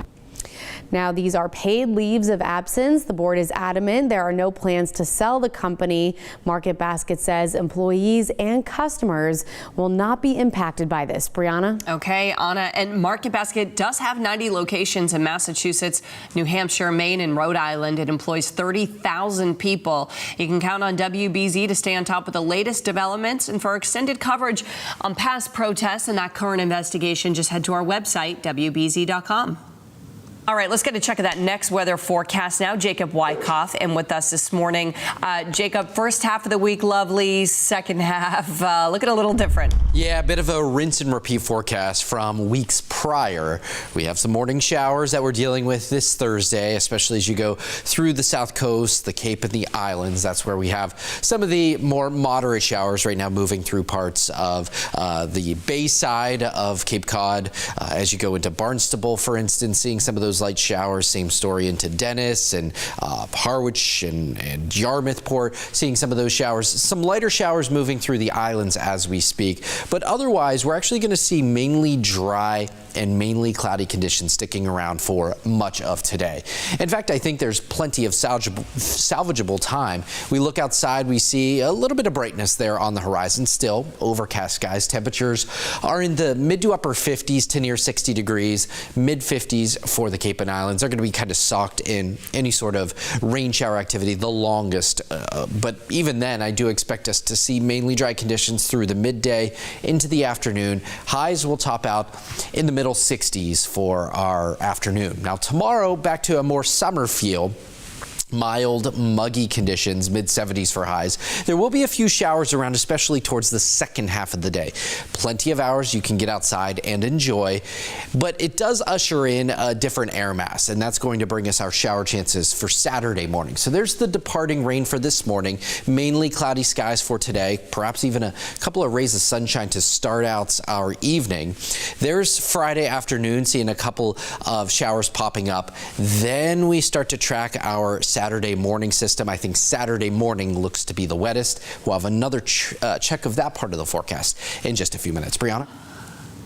Well, new video shows the moment that a driver in New Hampshire had to swerve to avoid a car that was going the wrong way on I-89. Police say a 90-year-old woman was behind the wheel of this wrong-way car. She collided head-on with an SUV. She is reportedly in critical condition. The other driver and a driver of a third car that was hit are expected to be okay. Harvard University will hold its commencement ceremonies today as international students at the school face an uncertain future. Later this morning, a federal judge in Boston will hold a hearing over a preliminary injunction filed by Harvard to put a hold on President Trump's order to stop the school from enrolling international students while its lawsuit against the Trump administration plays out. Despite his demand, Trump yesterday suggested that Harvard keep welcoming foreign students, but cap the number at 15% of total enrollment and showed the State Department its student list. A federal judge blocked President Trump from imposing his sweeping tariffs against several countries and changes at the White House. Billionaire Elon Musk says his time as a government employee is ending. Jared Hill is in New York with the latest developments. Elon Musk is out.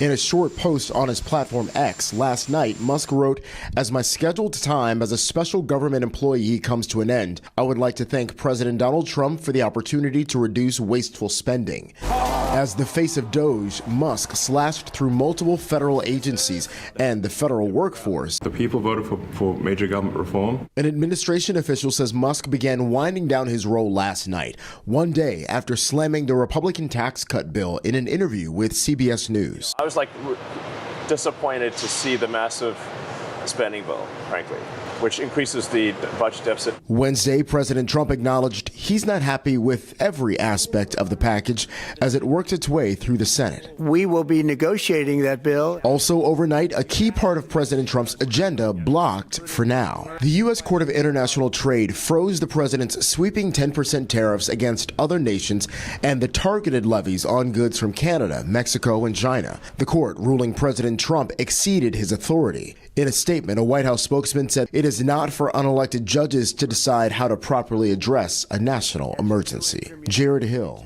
CBS News. Relative to that touching between the cars? Absolutely not.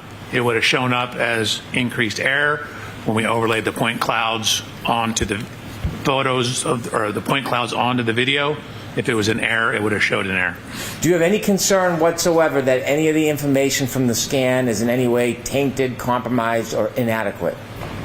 That would be very hard to do. You literally press a button and stand there and watch it, and the laser does its thing. So I have absolutely no reason to disbelieve it. Additionally, again, if it was messed up, once you laid it over on top of the photograph, it would show the difference. So no, the data's fine. Is there any evidence whatsoever that you've seen that any parts of your presentation were photoshopped? No. You were asked questions about the suspension of the motor vehicle of the defendant's Lexus. Do you have any information that the suspension at any point was changed? No. Yesterday you were asked a number of questions about formulas. You took out your calculator and you were asked about different variables.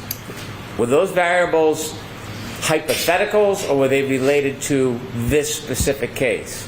So they seemed hypothetical. Again, you have to be careful when you're talking about failure forces on biomechanical things. For example, if you impact the hand with a, say, 1-inch narrow metal bar, that's a lot different than if you have a broad, say, plastic taillight or rear body panel.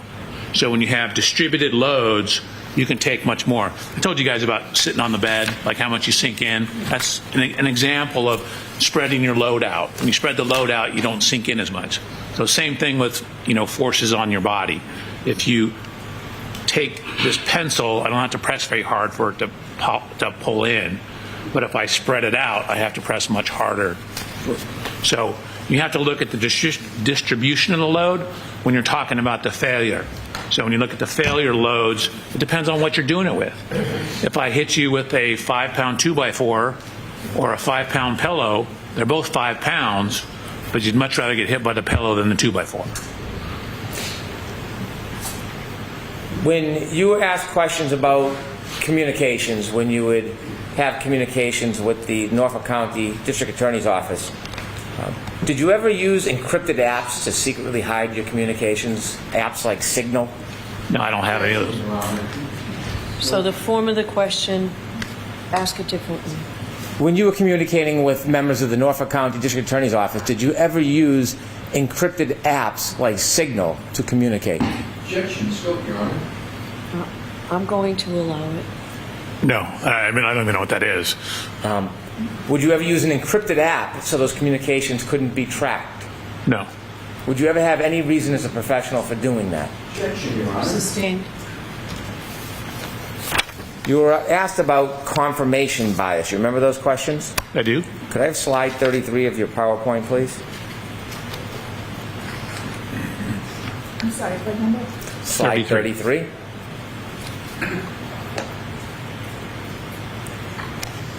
Give me a second.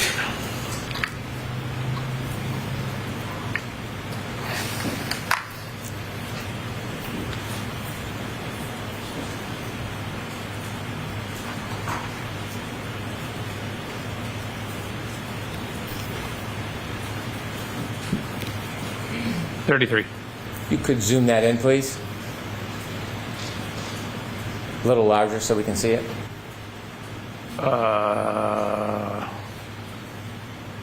I cannot do it with one monitor. You can't do it any closer than that? Not since I took down. Oh, hold on. Oh, here we go. Which part do you want me to zoom in? Miss Gilman can zoom in for you. Sorry? Which part? Miss Gilman's going to do it for you. Oh, there you go. Perfect. If you could zoom in, please. Okay. On shift position signal, going forward, then neutral and reverse. Does that data suffer from confirmation bias? No, that's strictly electronic data. When we look over at the vehicle's speed, can we go to the left a little bit?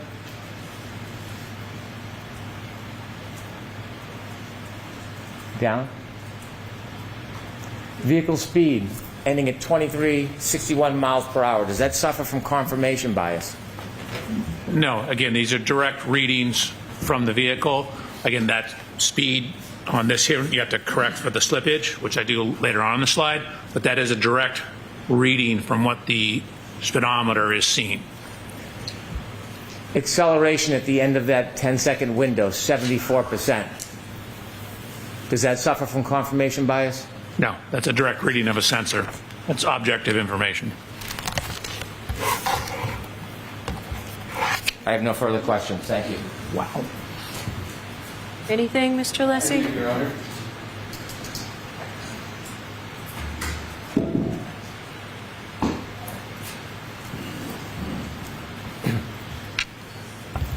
May I, Your Honor? Yes. Thank you. Dr. Welcher, you were just asked questions about slide 33, which is the slide about text stream data. You acknowledge that text stream data, what you have called a trigger, like was on that slide, does not tell you if a collision even occurred, correct? Correct. With regard to the topic of confirmation bias that you were just asked about in slide 33, am I correct that all of the questions that Attorney Brennan just asked you were about data on that slide, correct? All that's on that slide is data, correct? Now he asked me more questions than just this slide. But were the questions just about data? On this slide, it was just about data. Correct. But confirmation bias is really aimed at opinions and conclusions and alternative hypotheses. Isn't that what confirmation bias gets at? So, generally, yes. Again, I started this case with the hypothesis. Go ahead, sir. Go ahead. With the hypothesis that the Lexus didn't contact Mr. O'Keefe. And so I start what's called the null hypothesis, that this didn't happen. And then I look at evidence to either include or exclude the null hypothesis. So theoretically, my confirmational bias starts with a bias that it didn't happen. Can you point to one document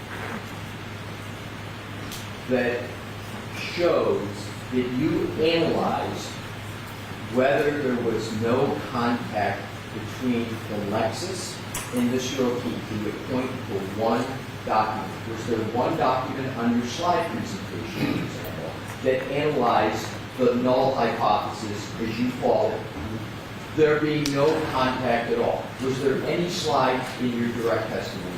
So remember what I said. We start with hypothesis, we get more data, we whittle down our hypothesis to the final answer. I mean, I had 130 slides. I suspect I bored some of these people to death already. So I didn't include everything. There's thousands of photographs in here. There was a bunch of testing I did with the Lexus about backing, pedestrian detection, that, you know, removed certain hypotheses. So if I was able to eliminate a hypothesis, I didn't present it here. Sir, my question is not about your... All the slides show that, to answer your question. Sir, my question is there any slide that says alternative hypothesis to whatever the label is, whatever the term, it says no contact between the Lexus vehicle and Mr. O'Keefe? Is there any document that you presented to the jury that shows that? Any document where those words are written on it? No. And to work through hypotheses, different ones, and to see whether there's confirmation bias, have you heard of scientists refer that as showing your math, so to speak, in working through hypotheses, documenting each hypothesis and how and why you rejected them? Have you heard of that term in the scientific world, show your math with confirmation biases and alternative hypotheses? Just a question. Have you heard the idiom, the phrase, show your math? Your question is, have I ever heard show your math, period? Associated with the application of various hypotheses. to avoid confirmation bias. Have you heard of that term used in that conjunction? Not really in that context. It's probably, I understand where you're going with it. Thank you, sir. You're welcome. No further questions. Dr. Welcher, you are all set. Oh my God, thank you. Give me a minute to pack up and I will be out of here.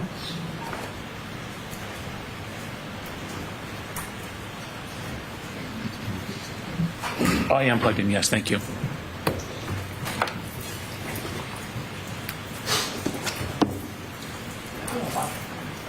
Excuse me? Yes, you can put your own.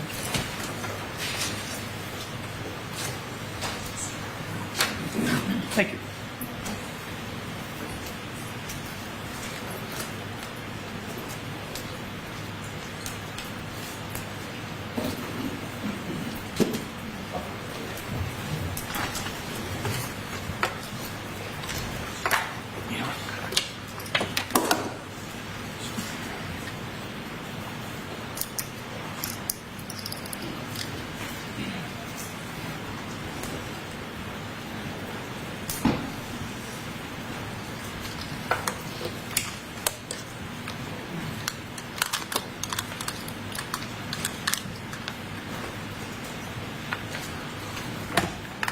I'll do this out there.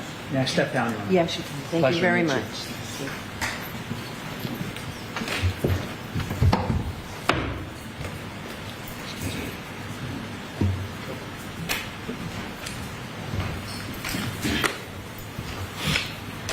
Mr. Brennan?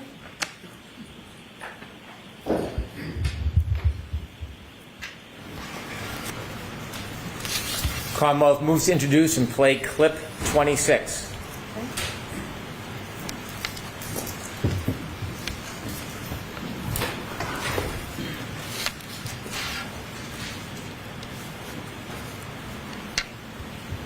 So, I thought, could I have run him over? Did he try to get me as I was leaving and I didn't know it? I mean, I've always got the music blasting. It's snowing. I got the wipers going, the heater blasting. Did he come and hit the back of my car and I hit him in the knee and he's drunk and passed out and asphyxiated or something?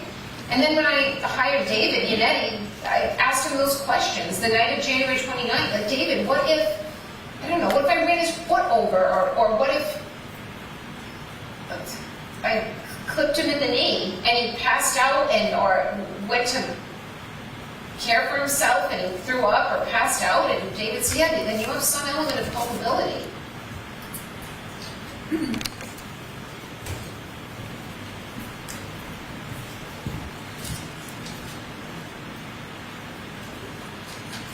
Exhibit 207.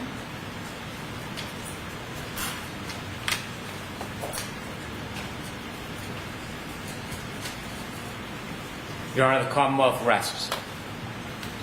Okay. Does counsel want to see me? We do, Your Honor. Okay. So should we send the jury out or should? Probably, yes. So, jurors, so everybody can sit. So, jurors, the Commonwealth rests. That means that the Commonwealth's case has been presented to you for your consideration. So, I need to meet with the lawyers for a few minutes, so we're going to send you back out. I can tell you that it now appears that we're at least on schedule, if not a little ahead of schedule. So, we'll send you back out for a short recess. Advice to the jurors. Right. Can counsel come to sidebar, please?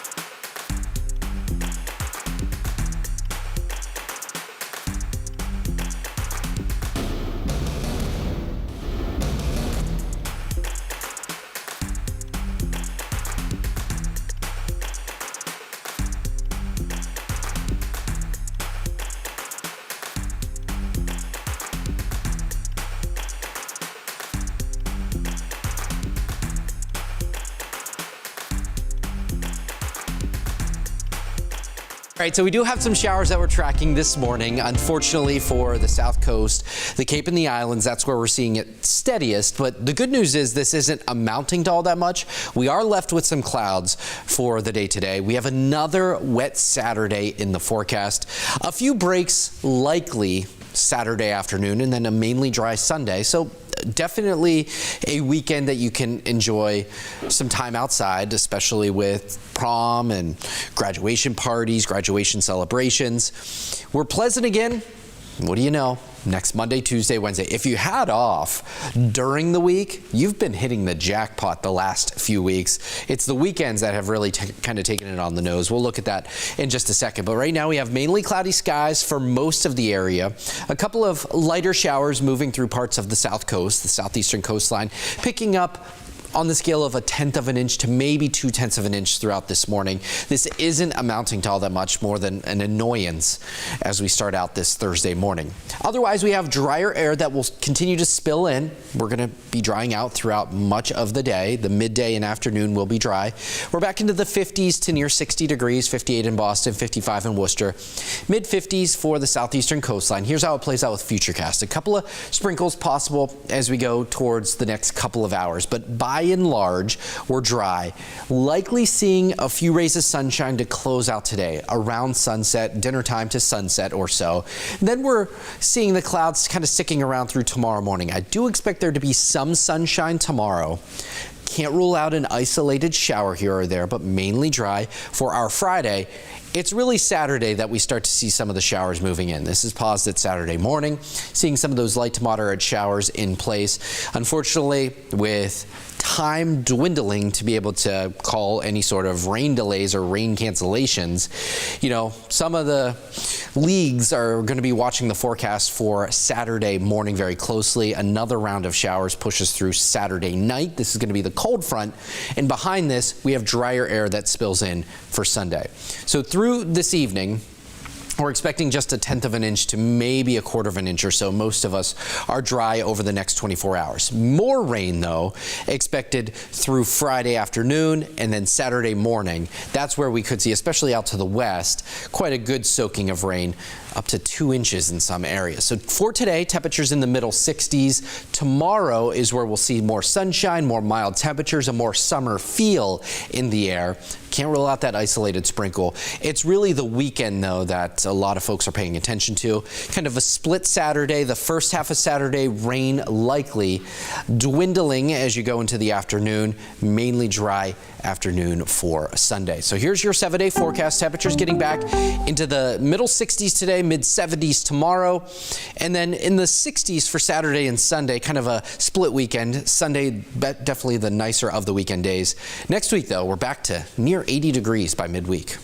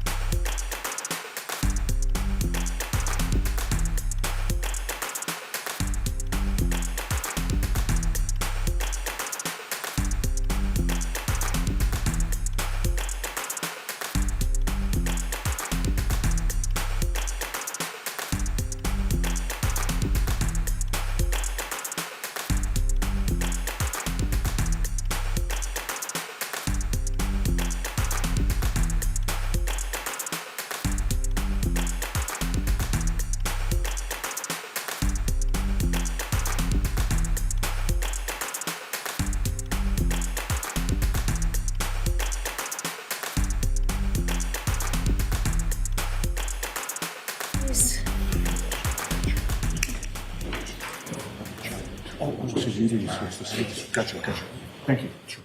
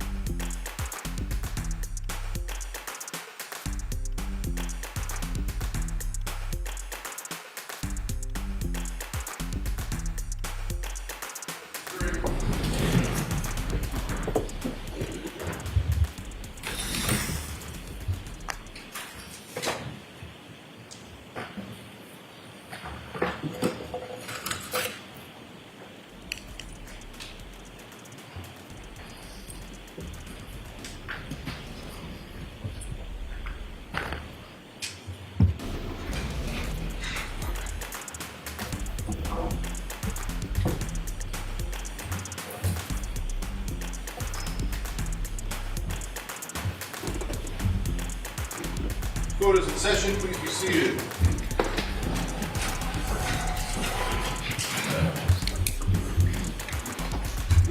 All right, so jurors, we all, it happens several times a day, doesn't it?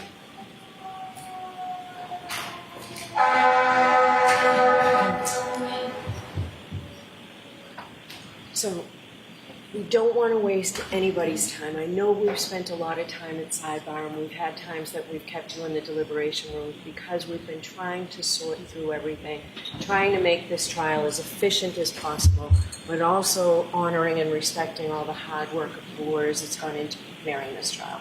So sometimes I do understand that it's frustrating for you.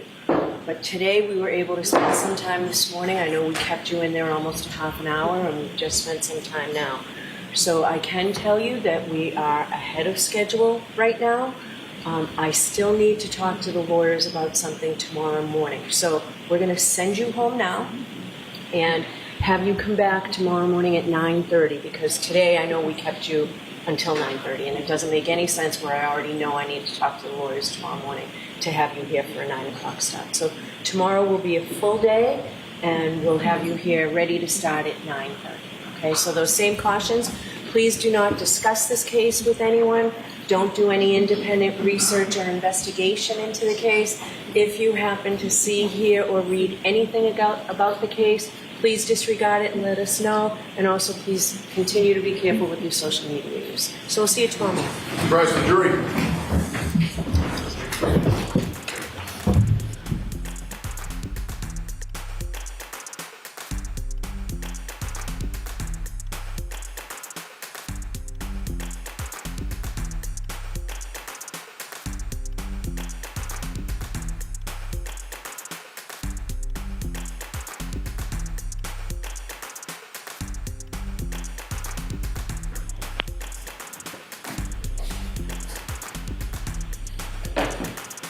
All right, so Ms. Little, if you can get me whatever you're going to get me within the next hour, so that would be great. And I'll see everybody tomorrow morning at 9 o'clock. you.